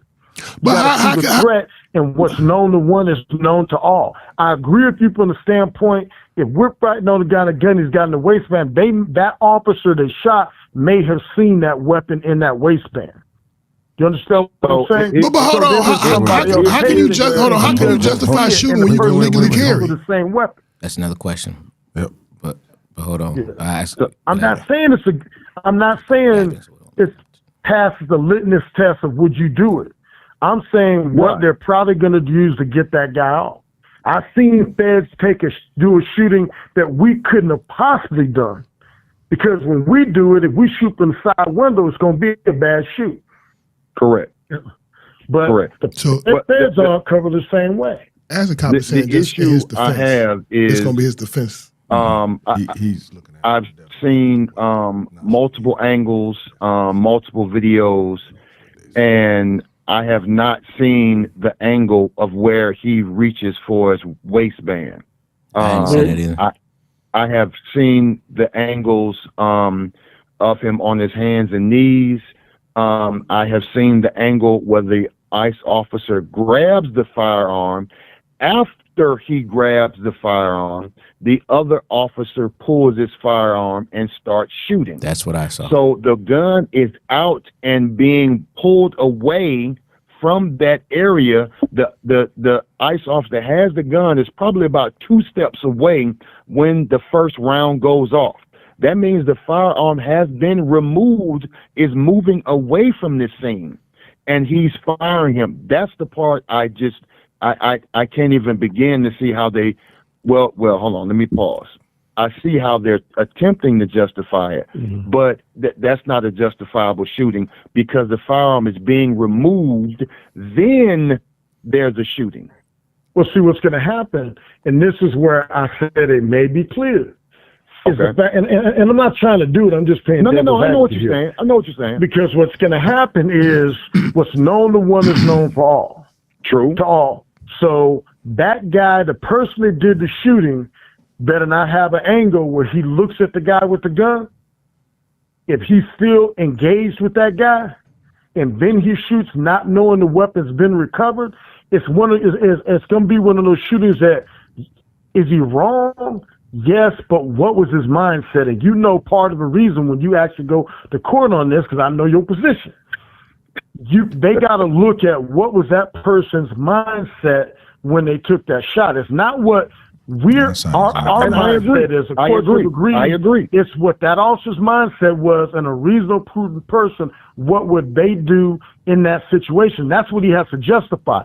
That's why I'm saying that it may be justified. Is it a pretty shoot? No shootings look good. But that's what I'm thinking the out on that one's going to be. The same on the vehicle, because I can attest to, I was on the scene of DA, well, I ain't going to say it, but a DA is right on Boulevard, and you know the shooting I'm talking about.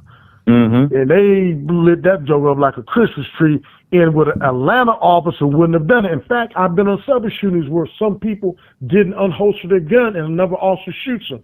So it really depends on that officer's going to have to be able to justify, like you said, he's got to claim every round he fired. Now, if another agent jumped in and fired two after the fact, you know how that goes. They may justify the first person, but the second person's rounds may not be justified. So listen. Hey, listen. Real quick, both of y'all, because we got a question just came up here, and I want y'all to answer this. And the question was, Two Free said, if this guy had a legal carry permit, what is his rights at the point of even being arrested?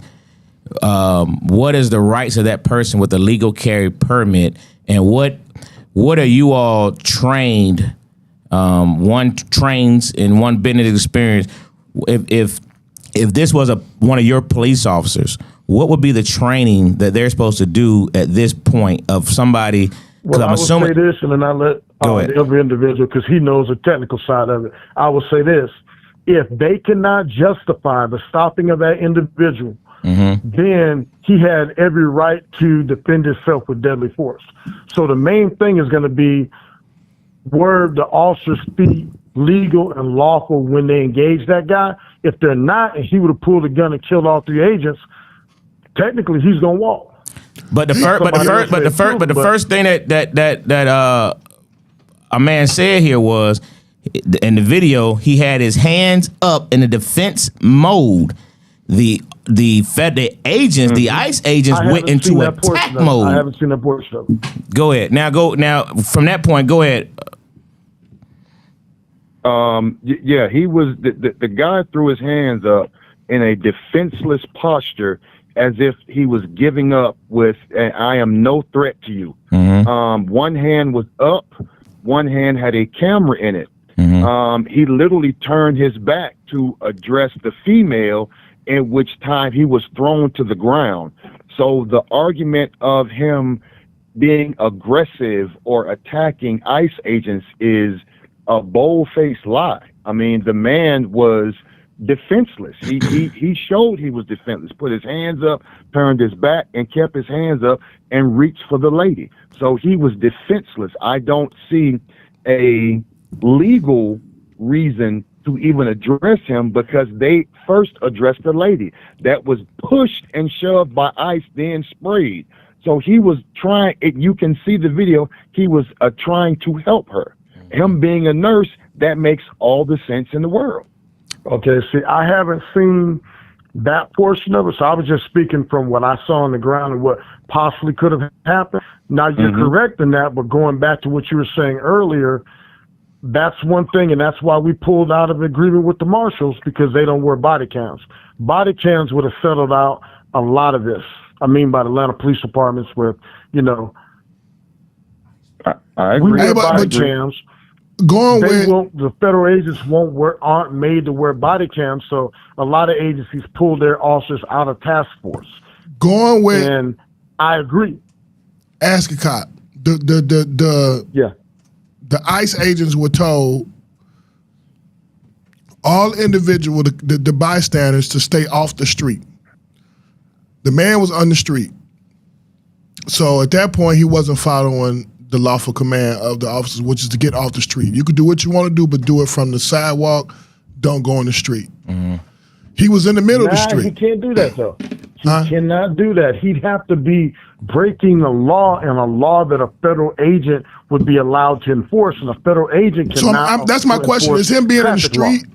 If they say get out the street, no, and that you stay would in the be street, unless I don't know what the parameters for that individual march permit was, and if it was the permitless march, and they can articulate why, if he was impeding the free flow of traffic, if he was impeding vehicles going through, and they tell him to get out of the street, he's got to get out of the street. If they're going to affect the rest of that, if they're doing that, then by all means they could do it. The reason they asked to get off the street because they had about 7,000 people. They're using a sledgehammer and having all agents that are trained to do something totally out of their parameters, and they're putting them in this situation, and they're overreacting to some things that a regular police officer wouldn't take personal. Like, I'm gonna say your name. Well, person that's on the phone, you can attest to the fact the most egregious things they've been doing to me is the way they've been deploying pepper spray. So, and they have been deploying pepper spray, but I want to address what the question he just asked about being in the street. I heard that federal officers wanted to start enforcing traffic laws around federal buildings in the city of Atlanta. They had to go to a class to learn what laws and how to apply those laws, and to learn the elements of those laws. So they don't even know what, quote unquote, a pedestrian in the roadway, what the elements of that crime because they are not taught. Duties. Okay. Right. They don't know what that is. All right, for question for the trainer. in regards to something like that, if you're not trained in that arena, are you able to hide under the law, under the excuse or reason of I wasn't trained, so I didn't know that? So here's the thing. People have used that as, like you said, to hide behind that. But I'm going to be very honest with you. They don't have to hide behind anything, because some officials have come out and said they are immune. They can do whatever they want to do, and they are blatantly lying. So when you have the backing of high officials in the federal government telling you it's okay, do whatever you want to do, then you're going to act as such, and that's what we are seeing. They are acting like they can do whatever they want to, and there's no accountability. And they're co-signing on it. Yeah, they are co-signing on it. Yep. Yes. So now we're back to the beginning. I No have never accountability. seen. Sound like early 90s Red Dog. It does. BMF Red Dog. It does. hey, but check it out. Early 90s Red Dog, them tactics, that's you can't police like that no more. You cannot. No, you can't, but there's some bad motherfuckers, weren't there? yeah, but they was at least going after criminals. These people knocking out old ladies. So now we got WMF. So let me ask White Mafia family. both y'all opinions though. If this was an Atlanta police officer incident, would the guy be found guilty of a bad shooting? If this was under Atlanta jurisdiction, these were Atlanta officers. Guy or in guys? 2026.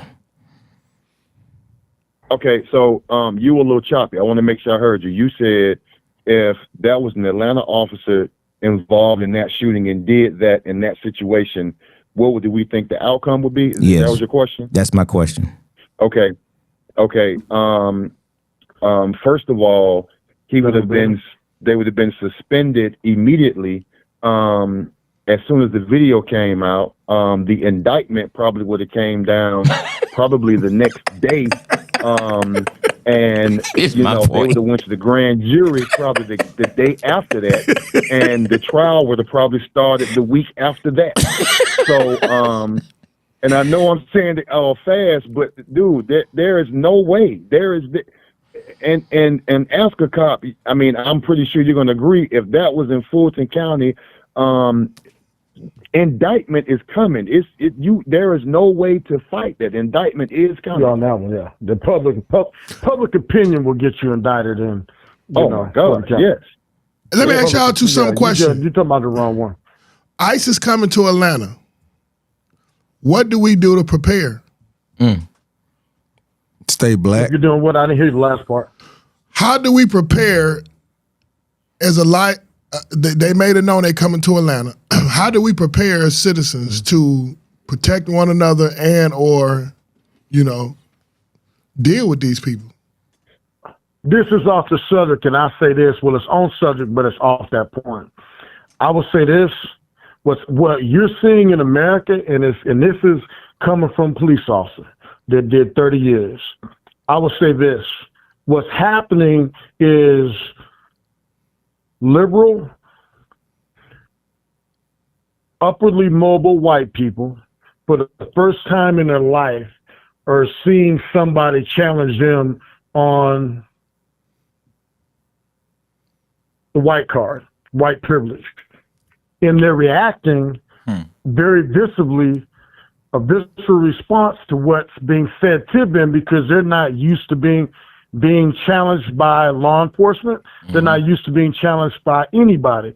So I would say everybody of color to stay clear of it, because you're getting yourself in a situation where a lot of these things are going down. I don't agree with the way we're doing it. I'm 100% about locking up illegal aliens, and I have other reasons for that's another show. But as far as dealing with the law enforcement aspect of it, if these agents are carrying out their lawful duties, you better be so versed in the goddamn law that you can recite it backwards if you interfere with it, because assault on a federal agent, just like lying to a federal agent, starts at 1 year. So when people see these people getting snatched up, it's not just like getting snatched about. You could beat ABD with a bat, and Fulton County might say lesser included offense of shoplifting. That's how liberal Fulton County is. But on the federal side, when you put your hands on a federal agent, it's 100% what will happen. And so it's not one of the deals I would deal with. And to jump into what you were saying, and you made the statement, if they're if they're doing their legal duties, let's just be honest. It doesn't have to be legal duties right now. They have made it clear that as long as they are doing something, you better stay out the way. Because, I mean, their duties are not legal right now. They are not, like you just said, they're not following the color of law. Facts. So your recommendation is it's sad because just stay away. I know I've worked with ICE, I've worked with DEA, FBI, and they're very, very professionals, and they're putting these people in a very bad position. And, as you move up in rank in Atlanta and you see why Atlanta micromanages some stuff, and think about it, Harley, before we even do something, we have training for the training. I used to have to take the arrest teams out and, with SWAT, and we train them at the academy, and we have everybody out there training weeks before. We have training on exactly what took place. These people were basically, and I'm not taking up for them, but you had people that were doing border interdiction in the middle of a desert where they got people coming across the border at night that may be armed, that may be a mule, that may be sex trafficking, any number of things. And you're taking these people who've been doing that for the last 15 years in a city where they're dealing with citizens, and they're not dealing, and let's be fair about it. Black people are used to dealing with law enforcement, so we know how to act accordingly. You're talking about middle class and up and LGBTQ people that are not don't throw them in there. They ain't saying nothing. This middle class no, white it was. I'm folk. talking about the lady that was killed. I'm talking about the You lady ain't that know was she was killed. gay The lady till she that got was killed. Yes, she does. She comes out and said this guy was her girlfriend. No, but then nobody knows she was Your wife, LBT till your she wife. got shot. Oh, you saying that? But one thing I'm gonna say this though. They're backing that. So when that happens, you're talking about people that have never dealt with the police. But the good thing that's going to come out of this, there might be some police reform because people are going to say, whoa, wait a minute. So that's how it feels to be black. See, the one thing as a cop, I think that a lot of stuff that you're saying tonight is you're basing a lot of things on, the ICE that there when you were working there. This ICE that we currently have is not the same. The way they're operating is not the same. These folks are operating under a different type of guideline. They're being misused. Huh? They're being misused. No, they being careful. And let me tell you something There's never too. been a precedent for this to occur. You said what now? Wait. Hold on for a second. Say it again, MJ. They've never been used this way in the history of law enforcement. That's This my hasn't point. been done in America. That's my point. That's what I'm saying. That's what I'm saying. So the guidelines that they're going by aren't the same guidelines that they were going by when you were working with all these agencies. These guys, I'm pretty sure the way these guys are operating, the person that you are, you wouldn't have allowed these things to happen on your watch. You know what I mean? The stuff these guys are doing, there's no way either one of y'all would have been surrounded by it. And the trainer can attest to the fact that I wouldn't let that happen. Oh, I believe that. But hold on, let me ask you this. Have you got This the BS. Now, if you're looking for Latinos, why you ain't in Florida, Texas, Arizona, New Mexico, Arizona? That's What because of the color states are regime they that's in? running it. But I'm just saying, if what you color states are they in? Here lies the problem. Like I said, because of the regime that's What running color it, state? this is why they're not there. what are y'all saying to y'all ain't gone? Say it clear. I mean, Make it the clear for the regime is people. because of the 45, 47 that's running it. The honky doing what? I mean, he fuck with black folks. Nah. What are you doing? Yeah, Fuck with the states that went against the him? red states. Go ahead, say it again. Are they in blue states? Or Oh red yeah. It's clear. They're in blue states, and he coming to Atlanta, the only blue city. Well, not the only, the bluest city in the red state. Yeah, I mean, we know the reason. So I'm just saying, if they And that's deploy, the problem I have with Trump. He can't stay clear of. He wants to do shit and incite exactly what he's inciting, and that's the problem. This and Trainer, you can attest to this. I know you personally.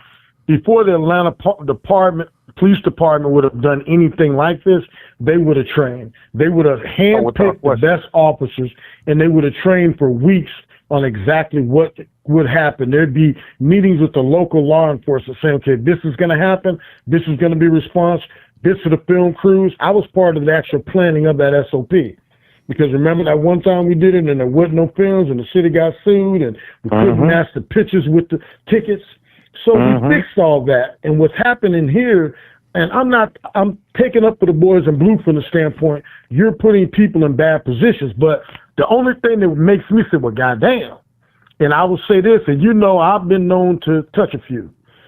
It shocks the fuck out of me, the level of violence they're using on regular citizens. I can only fucking imagine what they're doing on the border to illegals. Oh yeah, man. They're handing ass whoopings out like cotton candy. And the cameras ain't down there. That's the shit that I see that's egregious.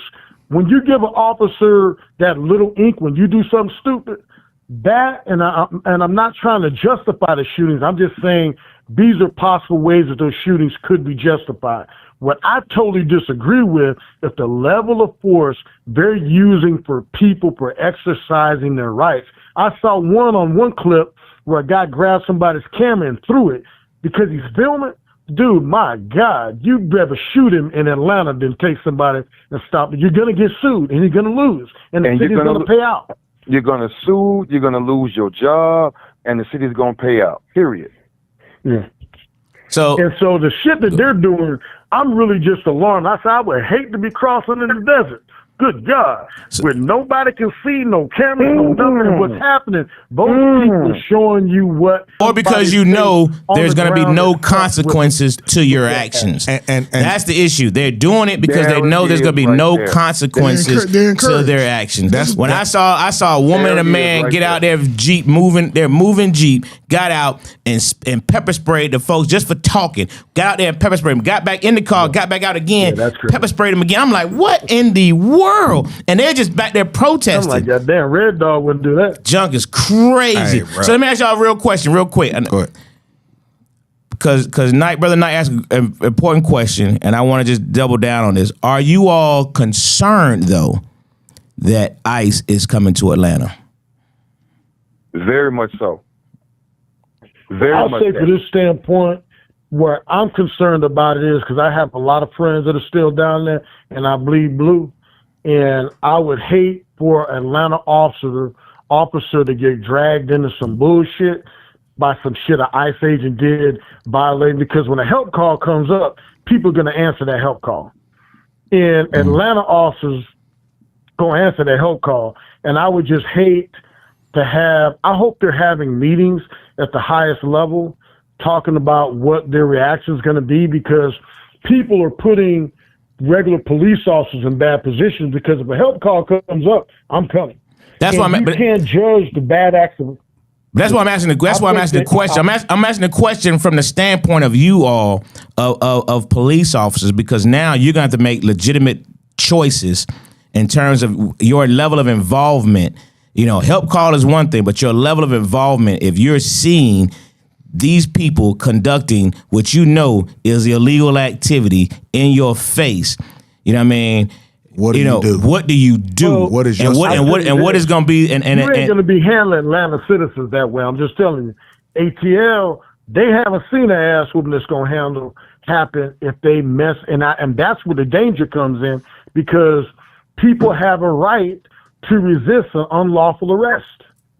So hold on. Ask a cop. Yeah. Say that one more time, please. People have a right to resist an unlawful arrest. And this is where the problem is going to come in, because you don't have people, and that's one thing that's good about being in a chocolate city and a civil rights city. These people know their rights.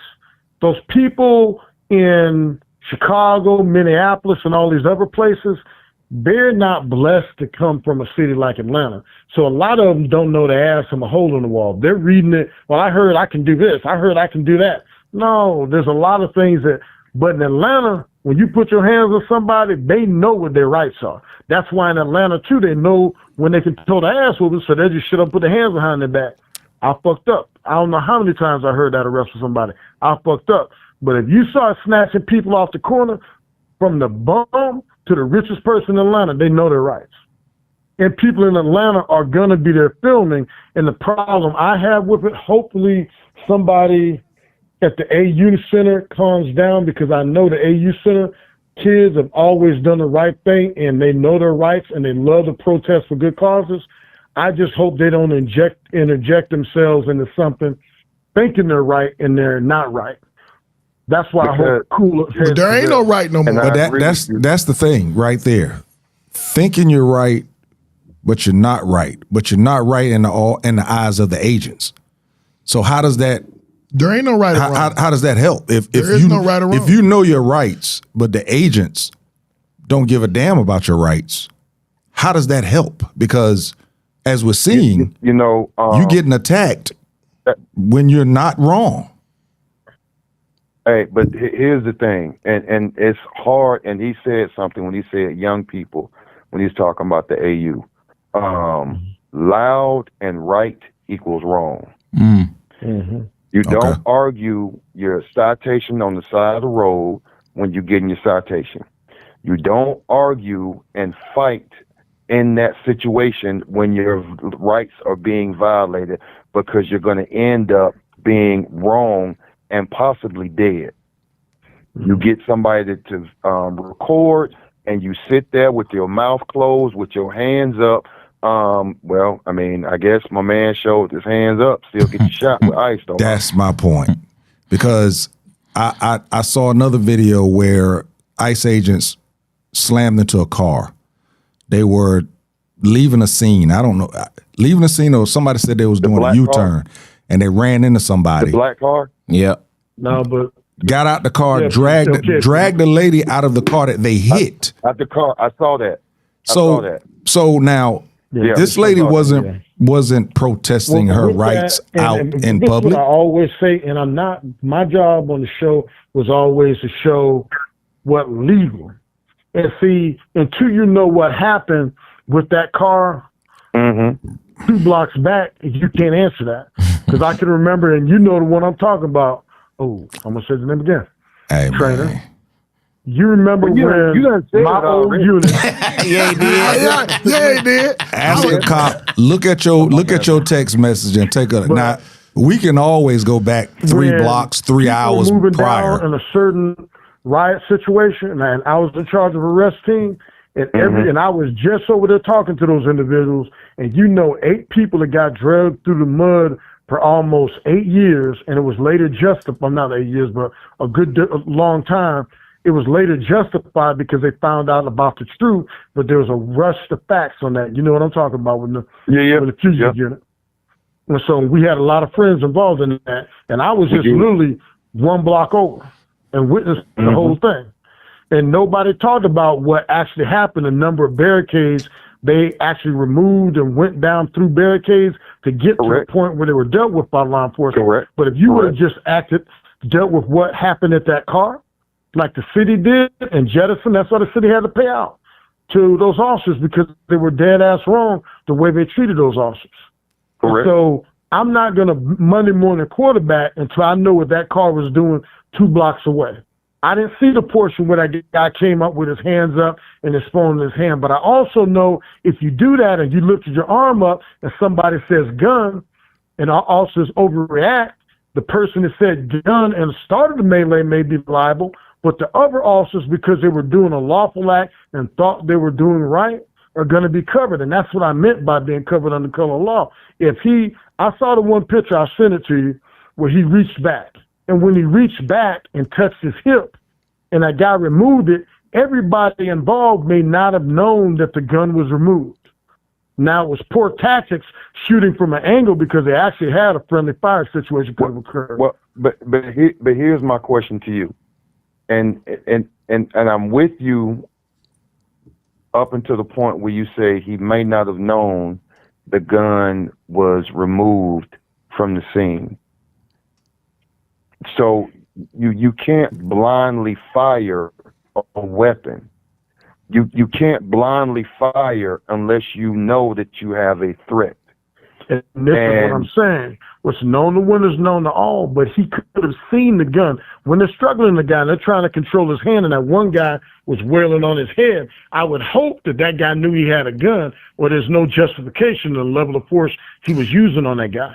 You know what I'm talking about? That guy was just teeing off on his head. Hold on. Ask the cop. Ask the cop. You're saying. Ask the cop. Yeah. I got a question. If I'm just a regular dude, I know from the streets, if I'm going to handle somebody, I'm going at your hands. You can't do nothing without your hands and feet. So if you got 6 people, 5 people arresting you, why don't they attack the hands and neutralize that? Because they were not trying to make an arrest. They were literally acting like a mob, beating that man down. Correct. That's what they were doing. Yeah. So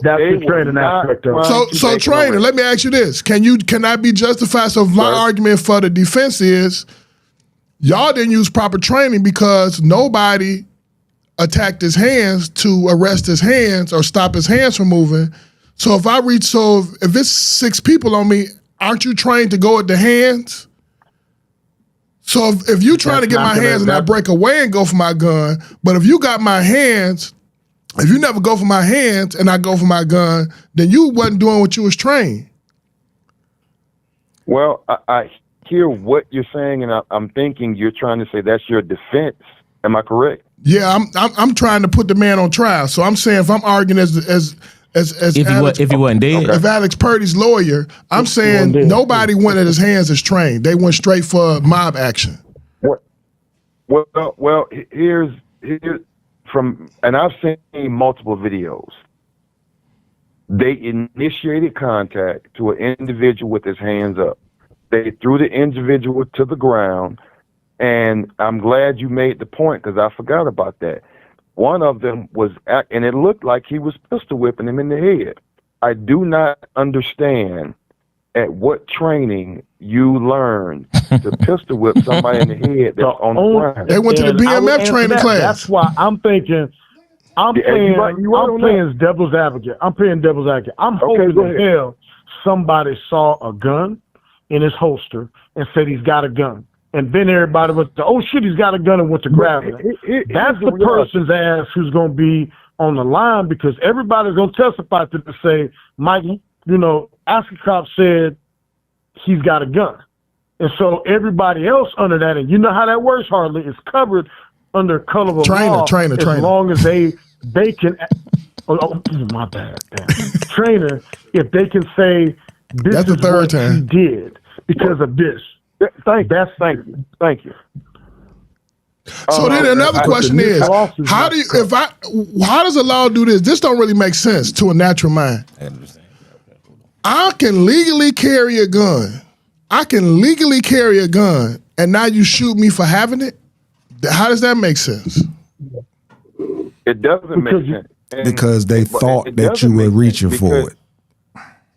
No, they claimed he was reaching for it. I'm sorry, I have not seen it, and I've watched this video. I hadn't seen where his hand came up.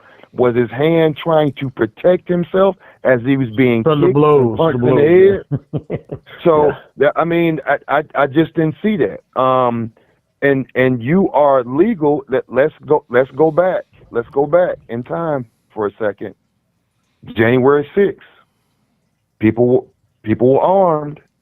When certain people protest things and they have their rifles, they can exercise their Second Amendment right when they're on the right side of a particular protest.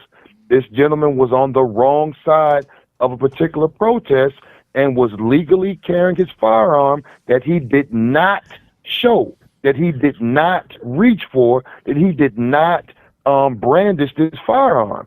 So to answer your question is, can you legally do it? Yes, but ICE is operating under some different set of rules that I have never seen before in law enforcement. We were studying in class. January 6th also. January 6th, I would say this, because I know a lot of DC officers.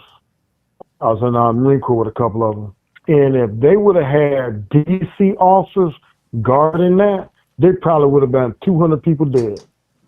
If they would have been in Atlanta, they would have had 200 people dead. Those officers didn't act like they should have.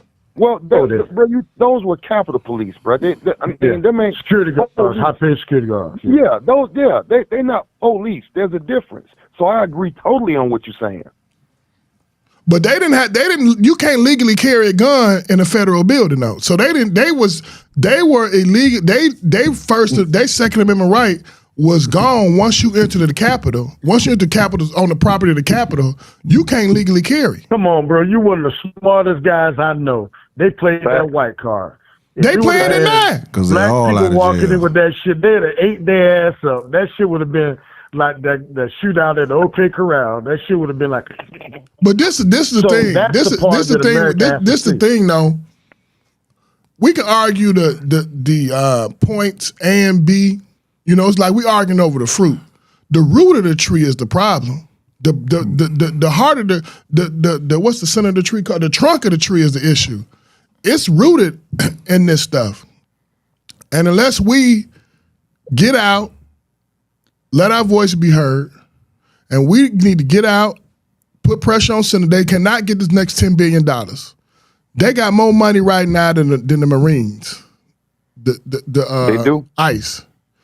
They got more money than every army in the world except China, Russia, and a few more in Europe. They got more than any other military, money-wise. That is crazy. They got the most inexperienced officers working. Crazy. They're hiring thousands and thousands and thousands of people, and there's no way you can hire tens of thousands of people within 6 months to a year. You on the street with a gun. So let's get to the root. So we have to be able to hold, because Trump not going to change. Chrissy Noem not going to change. Patel not going to change. We have to go after the people who got some power, who's supposed to make this change. Congress cannot let this bill pass. We need to go to a standoff to the midterms if necessary. They cannot get the next $10 billion. Well, they cannot go through Congress. They cannot let this bill go through. It already went through the House. It cannot go through Congress. And they need to start impeaching people. You're touching on something that we take for granted so much.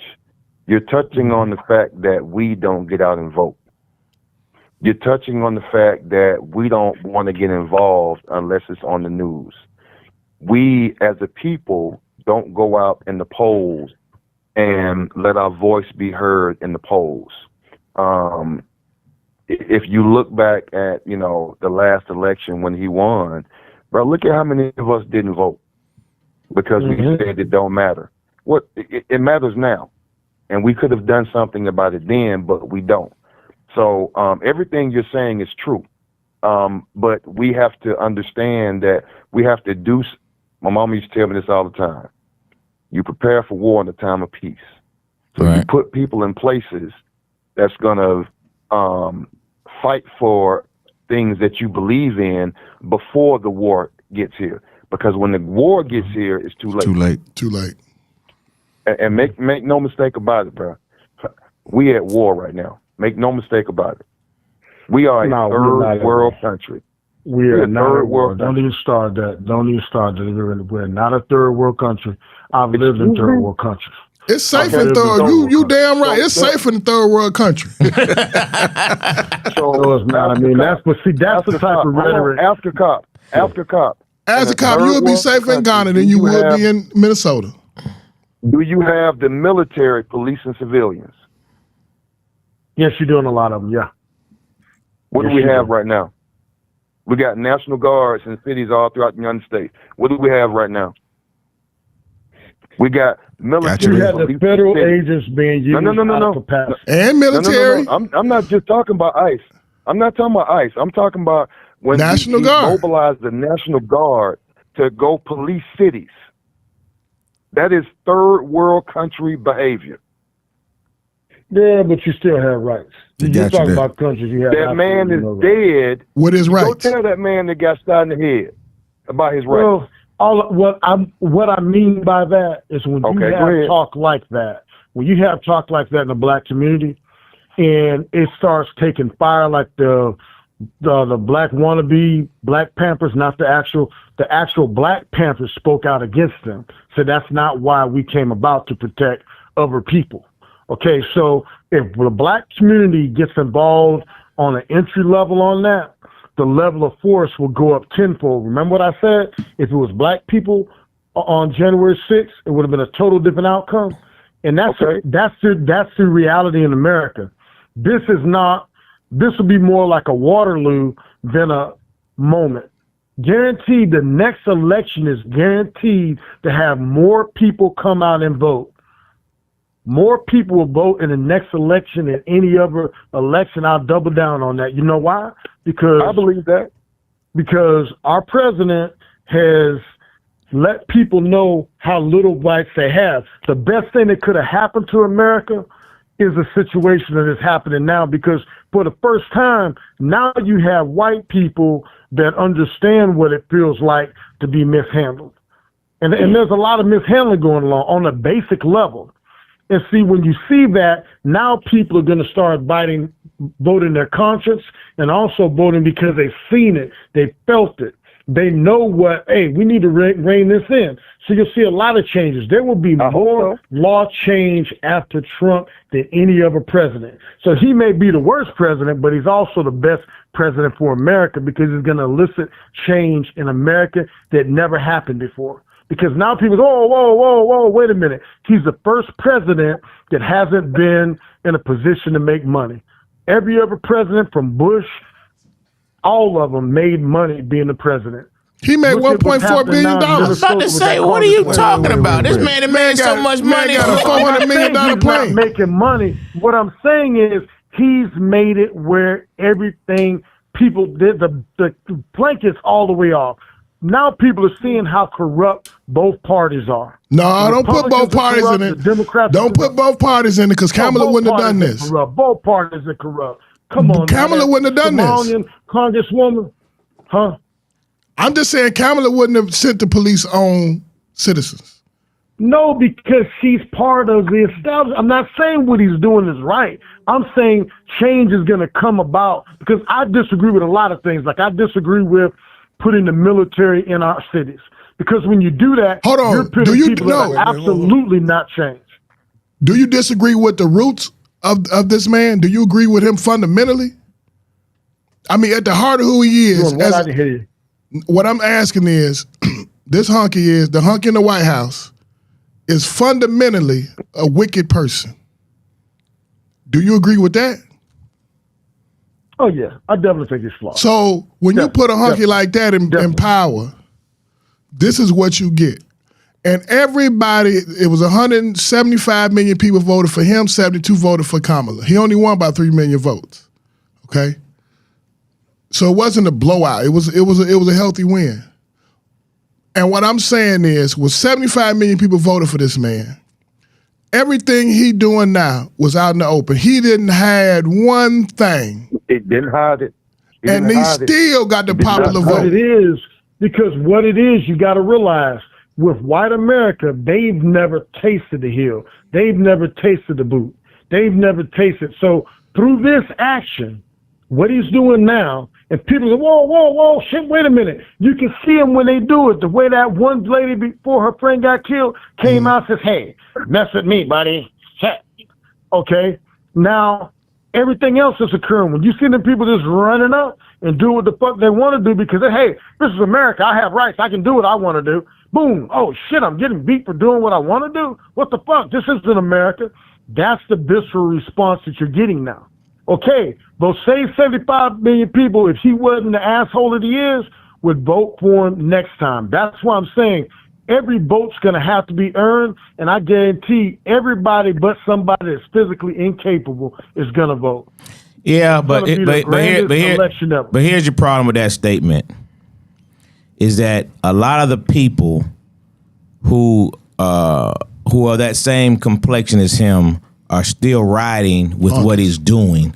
There's still the people who are getting killed are people who are still trying to help on the right side. These are still people who are, like the guy who just got shot, is Pettit, you know what I mean? He was trying to assist. He's not probably one who didn't vote for Trump. You got a lot of these people who are on his side still riding for this stuff, and that's part of that 75 million.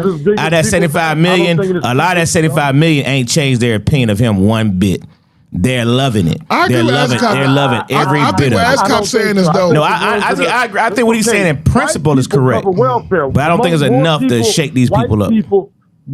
I think it will, because most white people are on welfare. He's messing with their money. People that are feeling this, although they want to put a black face on it, as anything negative that always happens in America, it's more white people suffering now because of some of his actions than black people. Farmers. Now, one personally, I agree with the stance on immigration, but the way he's doing it, I don't agree with. But best believe, I think people that don't belong here, like them Somalians, everybody else, get their ass out.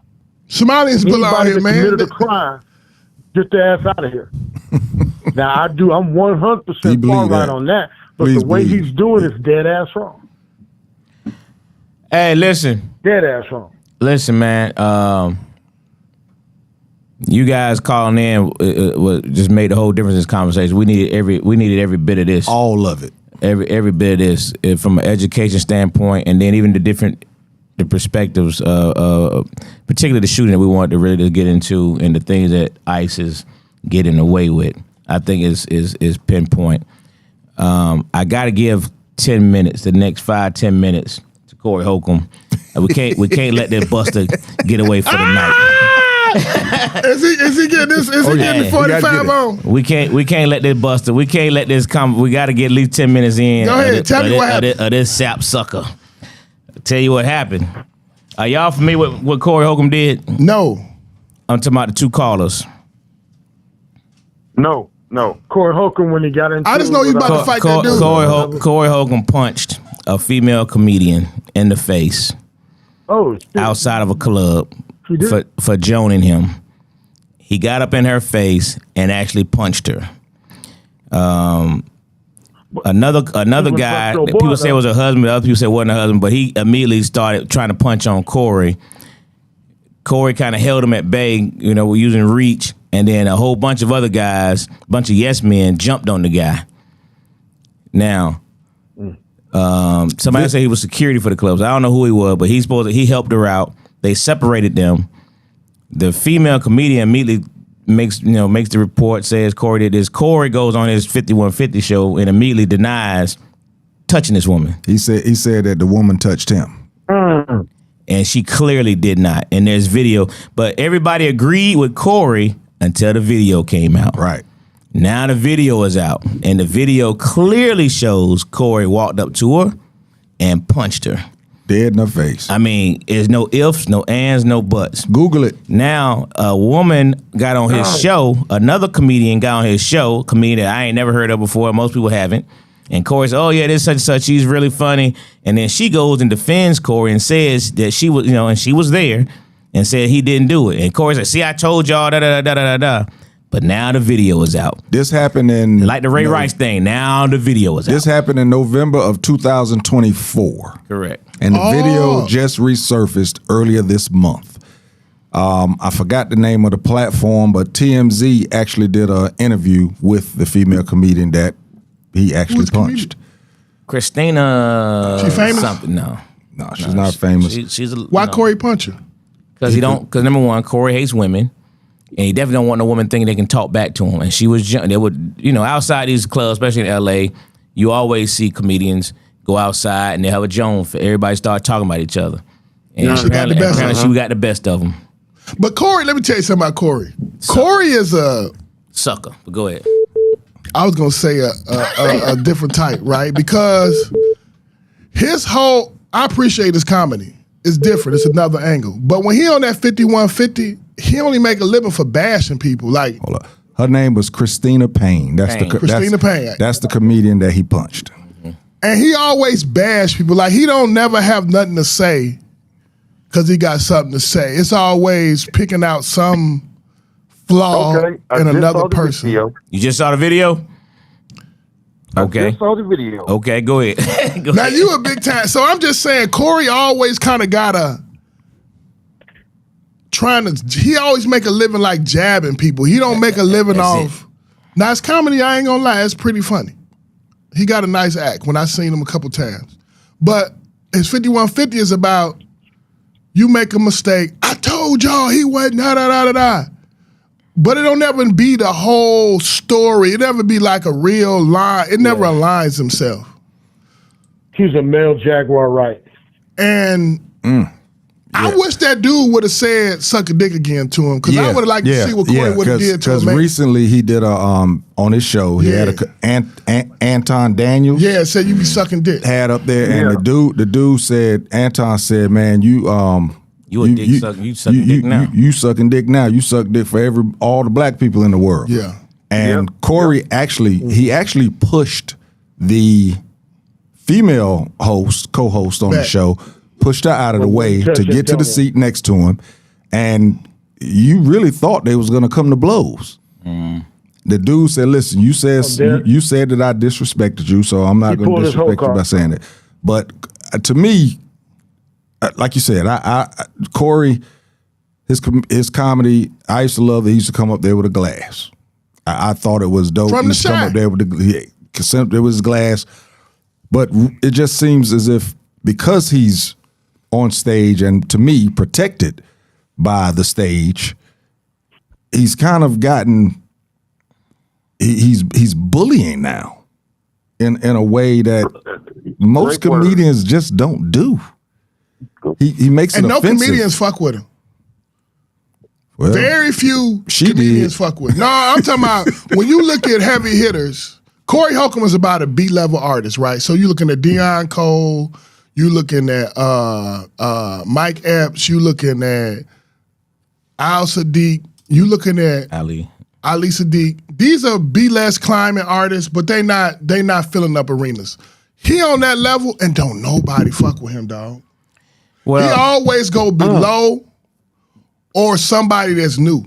The reason they don't, because it's what he does. He talks about people. His whole platform is built on insults. That's the whole platform. Right. That's what I'm saying. You he ain't got no real they don't audience. rock with it. And the reason he does that is because nobody wants to be around him. That's his joke. So the way he goes back at them is trying to dog all of them out. You know what I mean? That's because a lot of them don't rock with him. That's why he finally got on a tour, but most of the people don't even tour with him.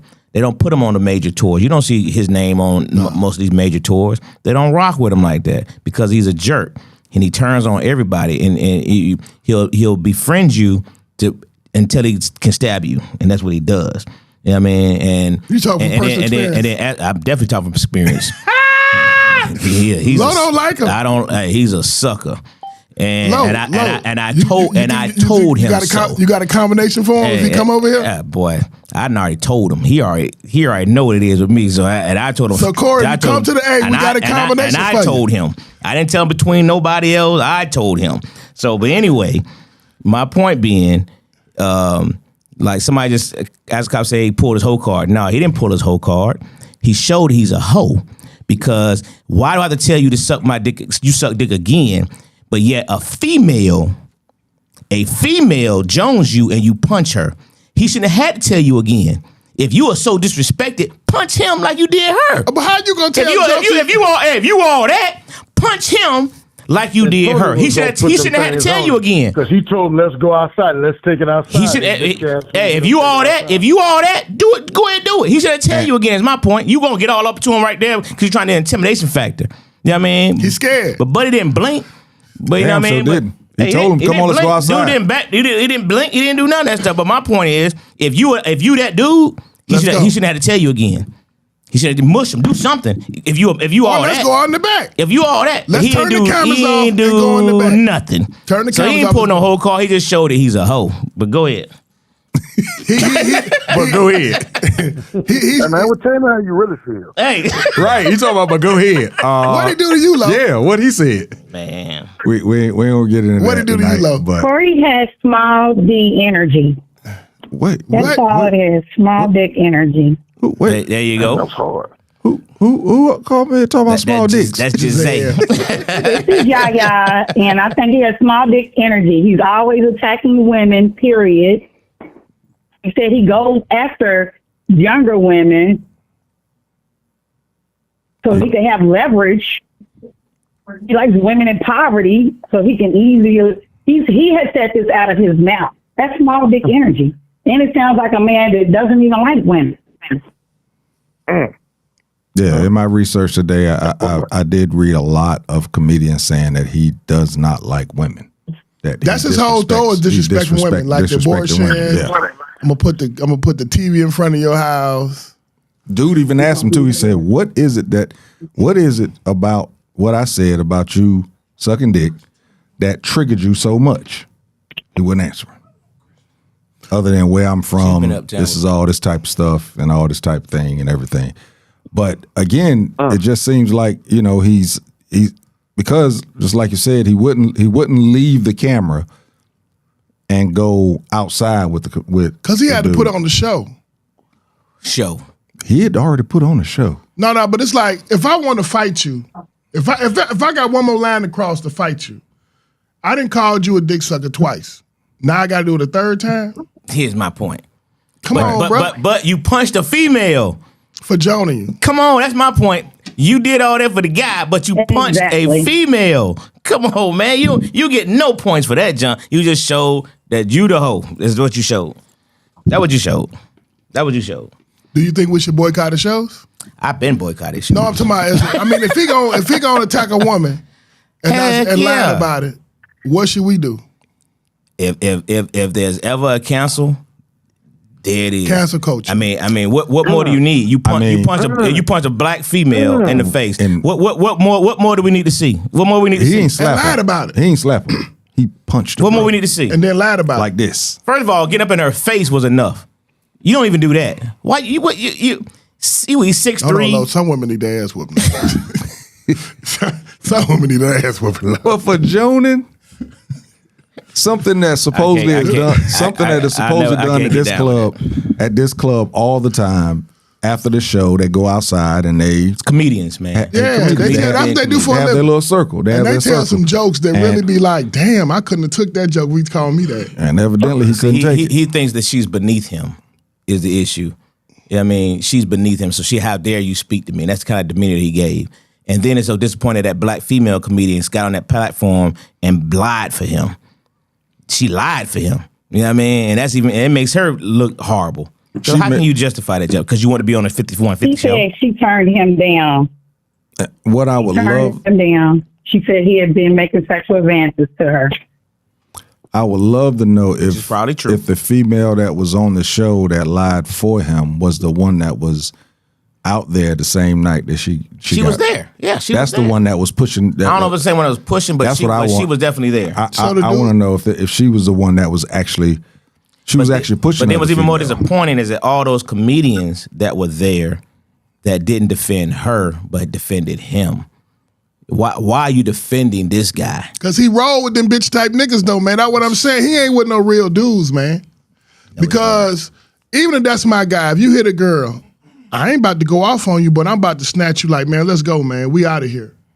That's between me and you later. But I'm not about to, I'm going to keep my mouth closed if that's my guy, but I'm not about to, our conversation's going to be, you bogus. You know what I'm saying? That ain't right. Even if she deserved it, what I mean by that, let's say, let's say she was really doing some bogus stuff to him. If she spit on him, is the only way you can even justify anything. If we outside, you can get in your car and leave. But she was here. He was right where Mike is. He left from where Mike is to get into her face. Which means he could have left. They were far enough distance away I'm saying, that he had no reason to even get in that woman's face. Who he rocking with that can beat the other man, to beat the man up instead of grab him and say, man, let's just go, man. Now, if Lo about to fight, what you about to do? No, I'm not going to let him hit no woman. I ain't got to worry about Angelo hitting no woman. But I'm saying a man or a woman, if Lo about to fight, man, Lo, let's just go, man. Yeah, especially now. Now, if we can't leave, we got to fight. But I mean, Lo, you could be justified and then bust your car window, whatever. Man, let's go, man. Because if we leave, we can come back. I don't know about busting his car one. I'd probably let him kick his ass. Nah, man, we got to go, man. We got paper now, man. We ain't worried about no little shit like that. You know what I'm saying? $300 car window, man, we get in the car and go. But I'm just saying, who he rocking with is letting him fight, period. Like, man, we got money, man. Let's go. I see what you're saying there. We got paper to make, man. We ain't worried about none of this stuff out here.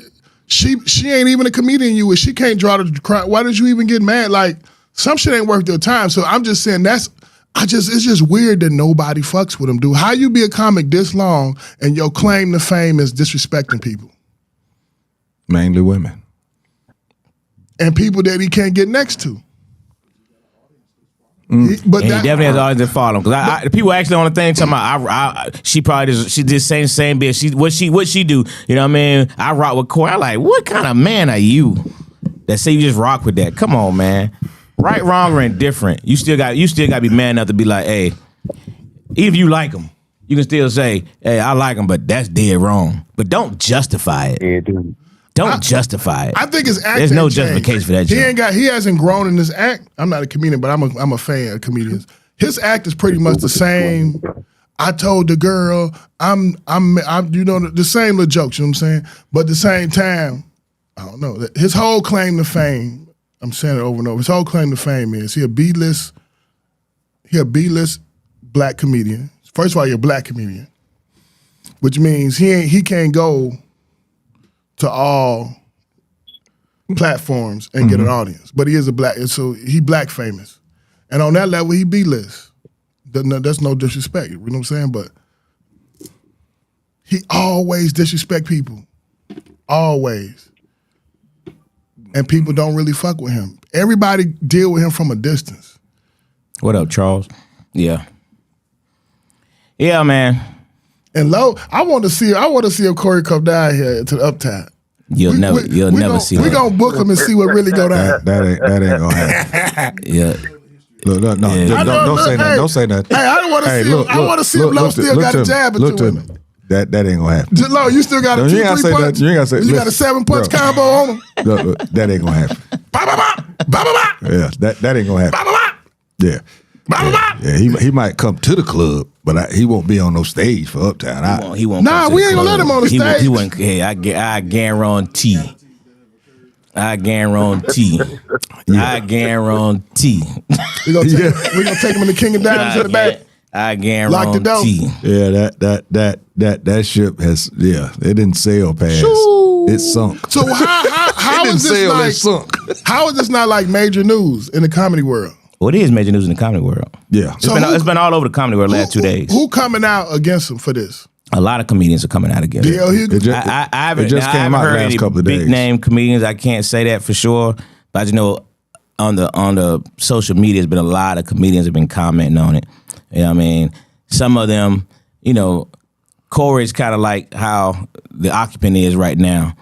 People don't want to say nothing because they know he'll get on there and talk that yeah. You know what I mean? They don't feel like even dealing with it. You know what I mean? I remember when he came after Quake, and Quake, didn't say nothing. Quake just posted a picture of him over there in somewhere in Dubai, some foreign island. country with Dave Chappelle and Chris Rock. He said, "This is why he mad." And I was like, great comeback, Quake, because he's doing something that this dude will never be able to get to do. You know what I mean? He's never gonna hit these kind of stages. Never. Not gonna happen. Not gonna happen. Not gonna happen. He don't have the friendships, and he don't have the comedy skill set to attract a large enough audience because his jokes is narrow. He got, and he good. And I'm not knocking Look at the top five. Y'all look at the top five I posted in the chat. What did he? Dang, Lo, I ain't know you ain't like him like that. Oh man, Bro. Lo don't dislike too many people. That's what I'm trying to tell you. I tried it. go down to one of the old sit down Uptown clips. I talked about it. me and Mike did a one hit. We did a one hitter quitter that night too, boy. What? Yeah, but I let the nigga know personally how I felt about him. So yeah. When you said that to his face, how he react? Nah, he didn't come to the face. You know what I mean? I invited him. But I'm saying when he knew you said that, did he come He off? did a bunch of yah. You know what I mean? But that's all it was. Yeah. I've grown. Hey, I've grown, Dre. My man. But it's still there. 'Cause I remember a time. Hey, but it's still there. He won't show up here. Trust that. Anyway, you saw the video. What's y'all thoughts on the video, Am I still on? Mr. Trainer? What's your thoughts on the video? You saw it.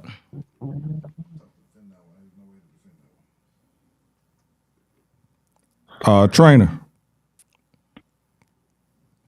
Mr. Trainer. She can sue him now. End of February. I'm sure she is. He got money, you think? Huh? You think Corey got a little paper?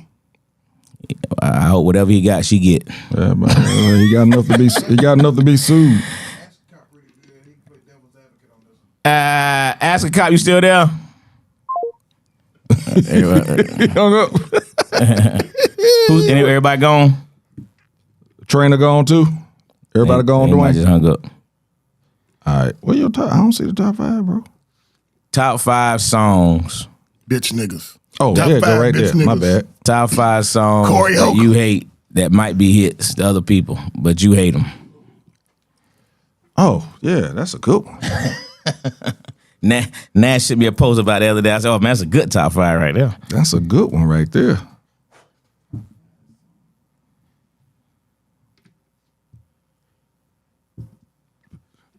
Kiki said Corey's aggressive ASF towards women. He hates women. Yeah, that's the MO. That means you're not like his mother. That's what I mean. Most time people like that, they had problems with their mama, aunties and whatnot. Number one fan said the occupants made $6.7 billion, but he not in it for the money. Yeah, okay.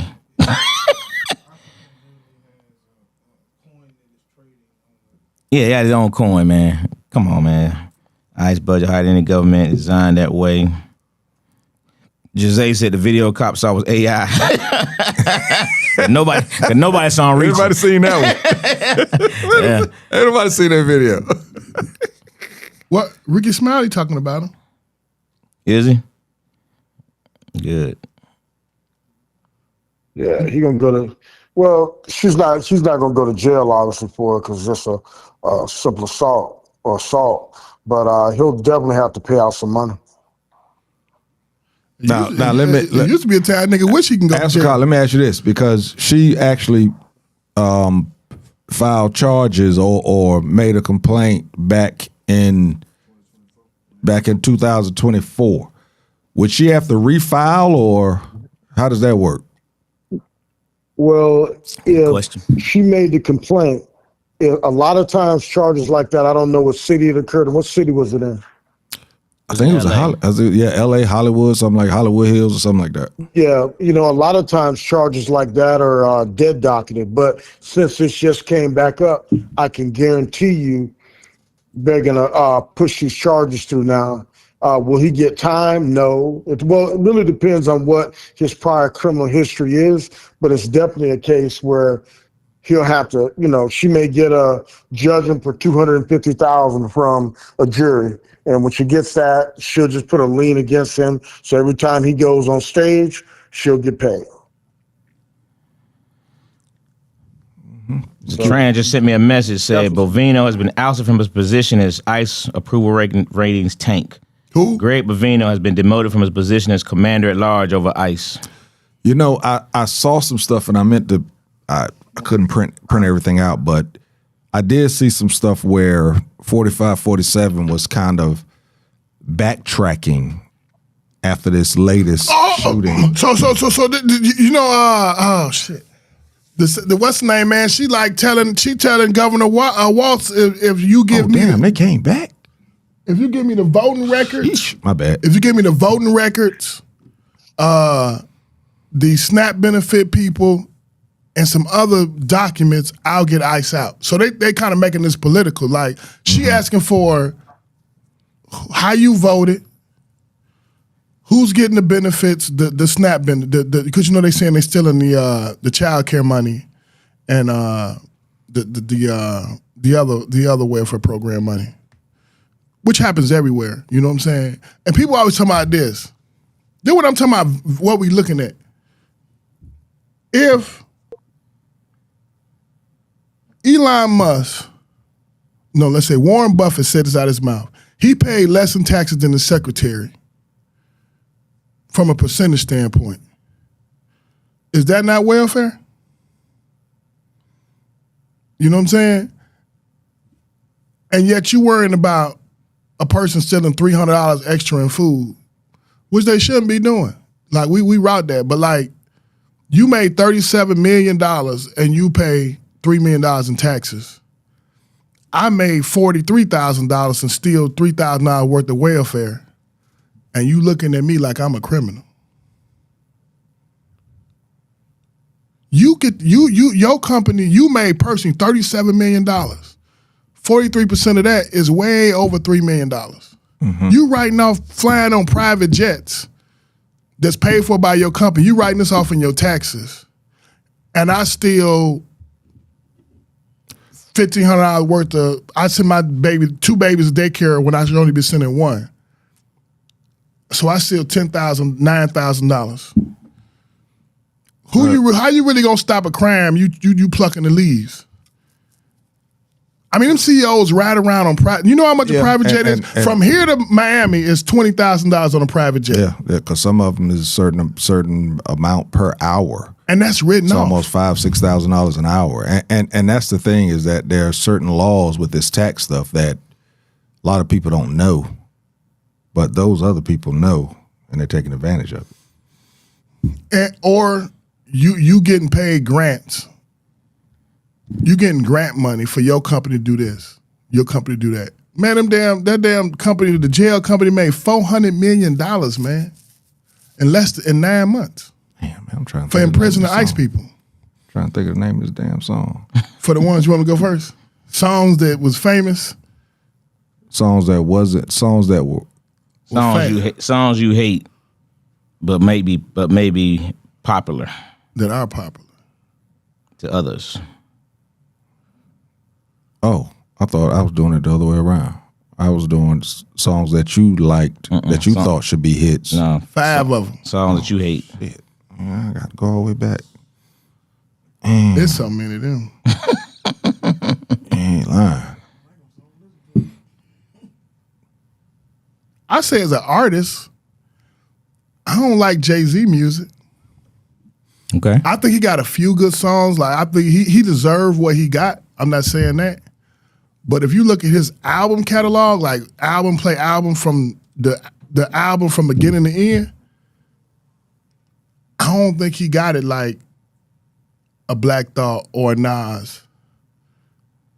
Like he on another level. Like I think he deserved to be a professional. He deserved to be successful. So I'm not trying to say that. But to me personally, I don't think his game, his rap history is all that. Like that New York, you know what I'm saying? Oh yeah, that one. It's just like That was just an anthem to me. And he got some hits though. He got plenty. But like, he ain't no just sit back and relax. He about to. You can drive for 3-4 hours and play his album from beginning to end without stopping. That's just me. All of them, you're right. But most albums, I don't think I can play from beginning to the end. Nas is beginning to end. Lauryn Hill beginning to end. Lauryn Hill, for real? She got 2 hours, man, from beginning to end. She got 2? She got 2. One on MTV. She got 2. One on MTV. Black Thought beginning from end. Yeah, I thought she only had one. That goes to show you. There it go. The Unplugged. Okay, that's okay. The concert album. I got you. Damn, Lo, you done made this hard on me now. And I think. Go ahead, Dwayne. My 4, number 1 will be you said it. New York. I'm not from New York, so I mean it's not my song. I think it's appropriate for I guess their state. I guess that's what it is. Number 2, that 911 song with Mary J. Blige and Wyclef Jean. Someone please call 911. I hate that song, man. Feel my body getting cold. He was terrible. It was terrible. Number 2, the damn Macarena. Hated it. Macarena. Yeah, man, they played that shit out like this shit was just snapping. That shit sucked. It was the same verse. Okay, so now we go to number 3. Great song, terrible song. The Thong Song. The same verse 3 times. Took that one from me. Ooh, that verse. So that he said the same verse 3 times. He just sped it up and sung the third one. It was crazy, but people didn't get it. But it was cool. Number 2,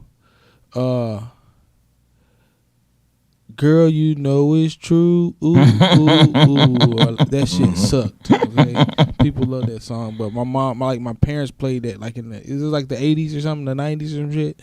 But my mom and dad used to play that song. I hated it.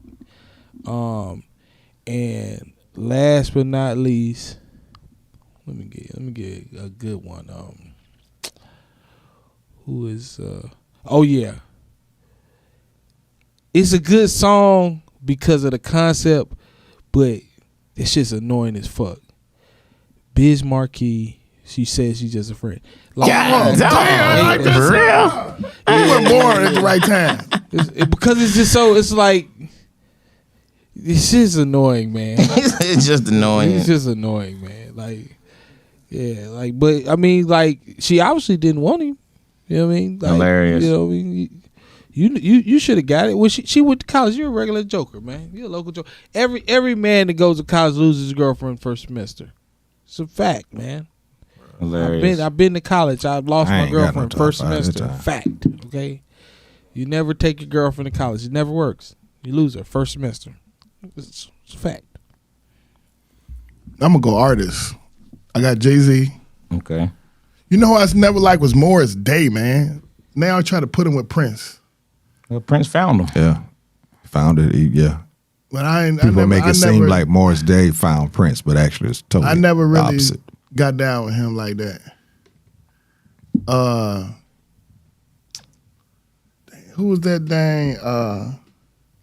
Dang, what's that football song we play, man? Collins. Phil Collins. What? What's that one?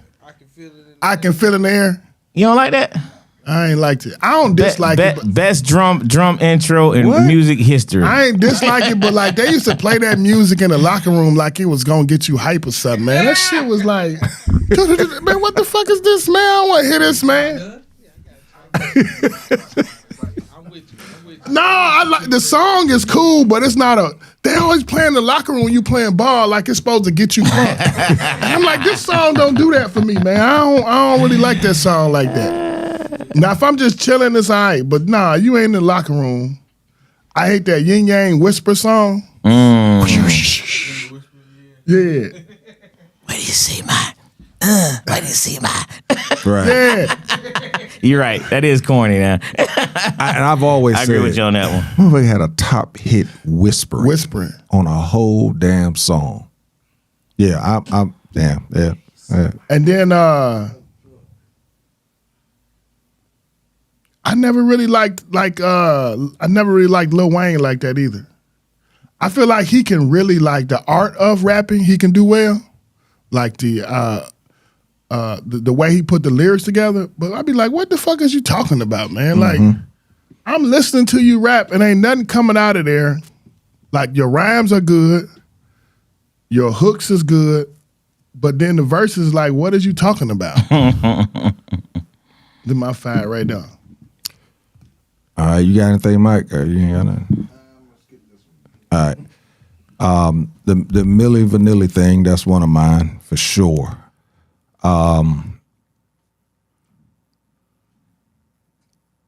Master P, let him say, That's locker room worthy. Honestly, all of Master P's joints, to be honest with you. Hit the Tyler Perry of rap. I love his story, I love his hustle, but yeah, shouldn't have been, yeah.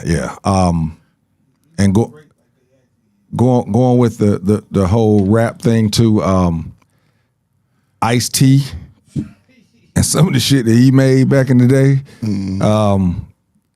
I don't think people realize, but when Ice T started rapping, he was already 30-something years old. It wasn't. That nigga Morgan Freeman old. Yeah. People don't realize Ice T is almost 70 years old. You think he's 68? I think he's 68 or 69 or something like that. Maybe Morgan Freeman right on the now, same highway. He started late in life, and so anything that he back when he was doing his thing, the whole cop killer thing, and I was like, what in the hell is people getting in an uproar over Ice T for?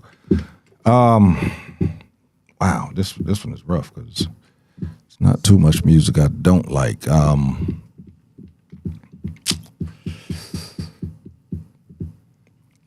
want to say the New York joint because of the uproar that was how it went nationally.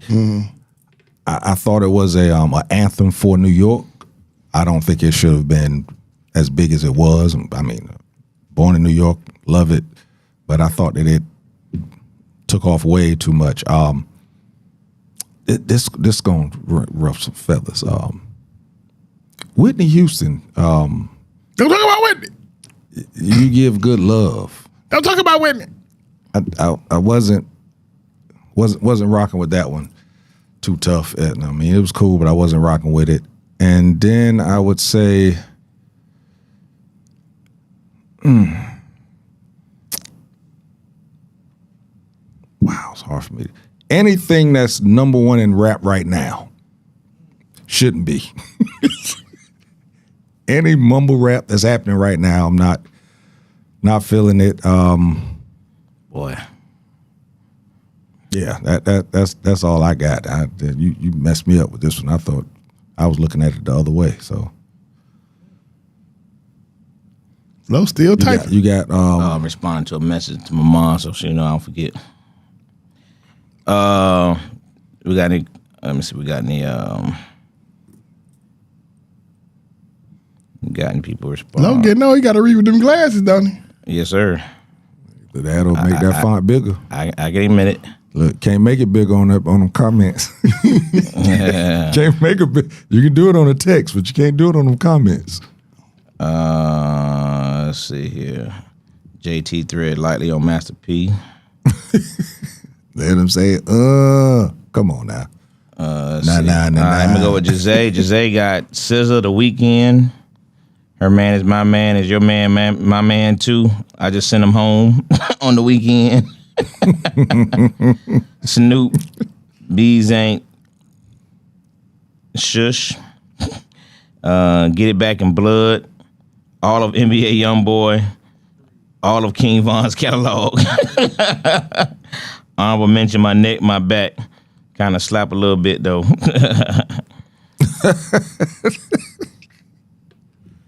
But when he do, he don't. Too funny. Mom got Simon and Garfunkel, The Square, Roots, Mookie Blaylock on a Friday, and Radiohead. Jae said Dwayne Biz didn't go to college, the girl did.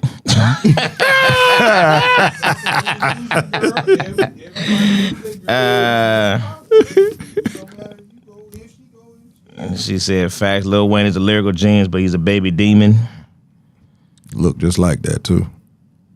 She didn't have any proof, then she got evidence now. It'll still go hard in every generation.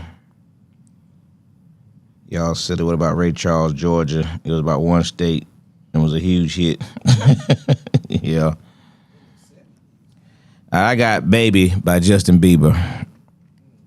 That's what I said. I forgot it too because I wasn't rocking it. Yeah, what the devil? Girl, you know it's true. Outkast. No, that's the Milli Vanilli. Milli Vanilli. Girl, you know it's true. Lip syncing ass niggas. I thought that's Outkast though, ain't it? We them boys. We them boys. You're not them boys. Yeah, he not talking about the Steelers though. I don't know what he talking about. That's Frank. But it'd be a whole bunch of cowgirls. They stole the song, so I don't like it no more. Oh, wow. That Fancy by Izzy. Izzy Gazelle. That's who fucked up with T.I., wasn't it? Took all this little money. And Anaconda, Nicki Minaj. I really don't think that's a good song. So you gotta think about it. Let you know it ain't that good. Yeah, I was saying that some of these songs. And I agree with you on Kodak Black and all that mumble BS. Don't understand it. Don't. He just one of many, but there's a lot of them songs. I be like, man, this junk is so stupid, so corny. That junk makes no sense. You can't hear no words. What is this BS y'all listening to? Sexy Red, yeah. You don't like Sexy Red? Heck no. Burn the whole catalog. SEXYREDD. Yeah, burn. Nice. She a one-hit wonder. Shoot, they make so He much said money she not a now fan on of album. Jay-Z either. Jae say lay out Milli Vanilli, the real artists really sing. Well, the song we heard we saw them. She said what now? Lay out Milli Vanilli, the real artists really sing. Whoever really singing the song, because they obviously weren't. Oh, okay. Too bad we'll never know who they were. Yeah. Hey, did them boys pass away? Milli and Vanilli? I think one of them I did. don't know. I guess we got to wait for the other one to pass away before we find out who actually sung the songs. Because they probably under some type of They interviewed him at one point. ironclad contract. Yeah. All right, that's it. Hey man, Book Up got revenge. seriously, having those law enforcement officers, former and present, soon to be former, is that was big for this show because and just so I know everybody love to hate on Ask a Cop, but seriously, what Ask a Cop tries to do is show you what could happen, because most likely he have seen it happen. So I'm glad that he was able to come in that way to show us how they'll probably get off. But again, with the backing of 45, 47, they're probably going to get off anyway. What you said about the investigation, we know it's not going to be a real investigation because, they gave them the space to do what they want to do. So glad that they tuned in. That was a good part of the show. You want to speak on Corey anymore? And more to be said. Sucker. Yeah. Straight sucker. Straight sucker. There you go. Punch a woman in the face, and we'll see what's going to happen with that. We're going to keep an eye on that, see what happens with that. I know you're not on social media much, but you want to say anything then about I'm on Facebook Marketplace. Facebook Marketplace. That's right. Facebook Marketplace. You got something to say? But are you selling anything? Well, I'm trying to sell a lawnmower right now.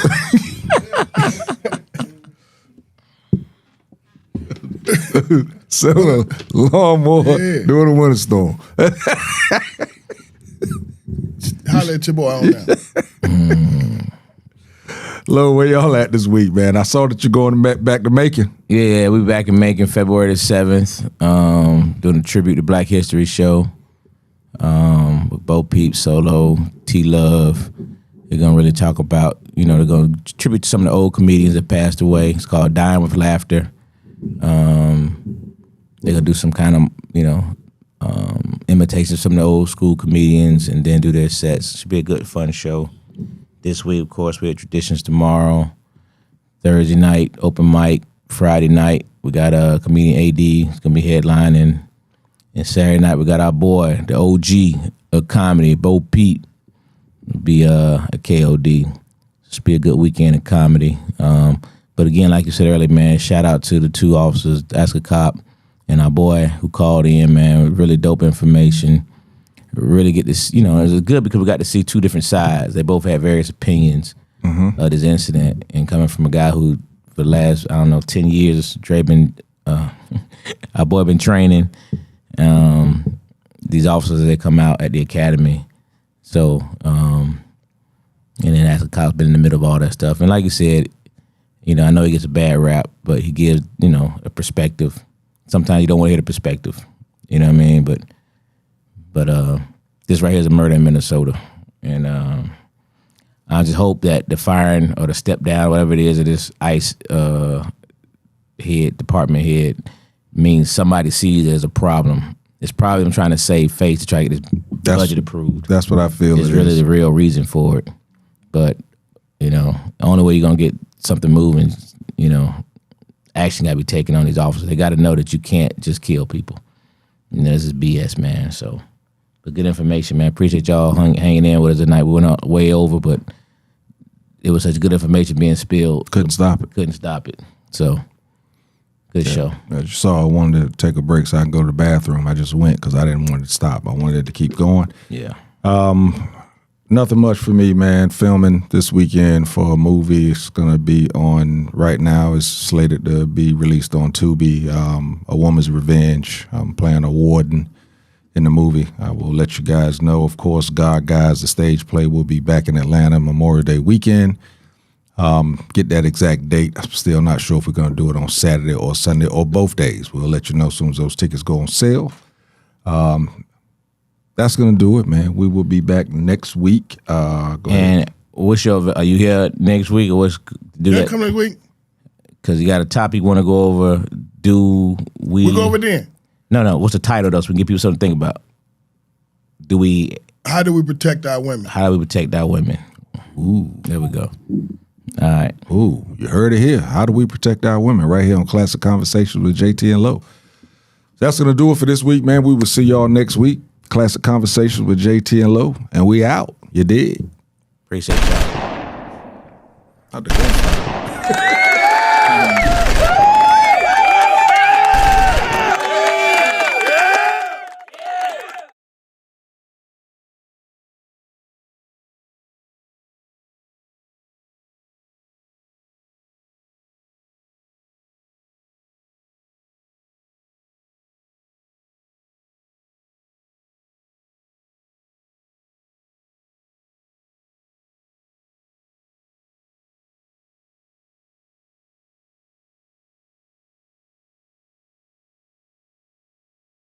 Classic Conversations with Jae Tea and Lo. You never know which way to rap. Classic Conversations with Jae Tea and Lo.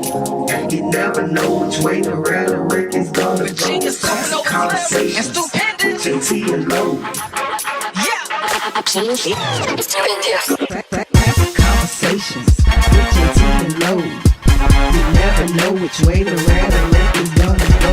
Classic Conversations with Jae Tea and Lo. You never know which way the rhetoric. Classic Conversations with Jae Tea and Lo. You never know which way the rhetoric is gonna go. It's Classic Conversations with Jae Tea and Lo. You never know which way the rhetoric is gonna go. Classic Conversations with Jae Tea and Lo. You never know which way the rhetoric is gonna go. It's Classic Conversations with Jae Tea and Lo.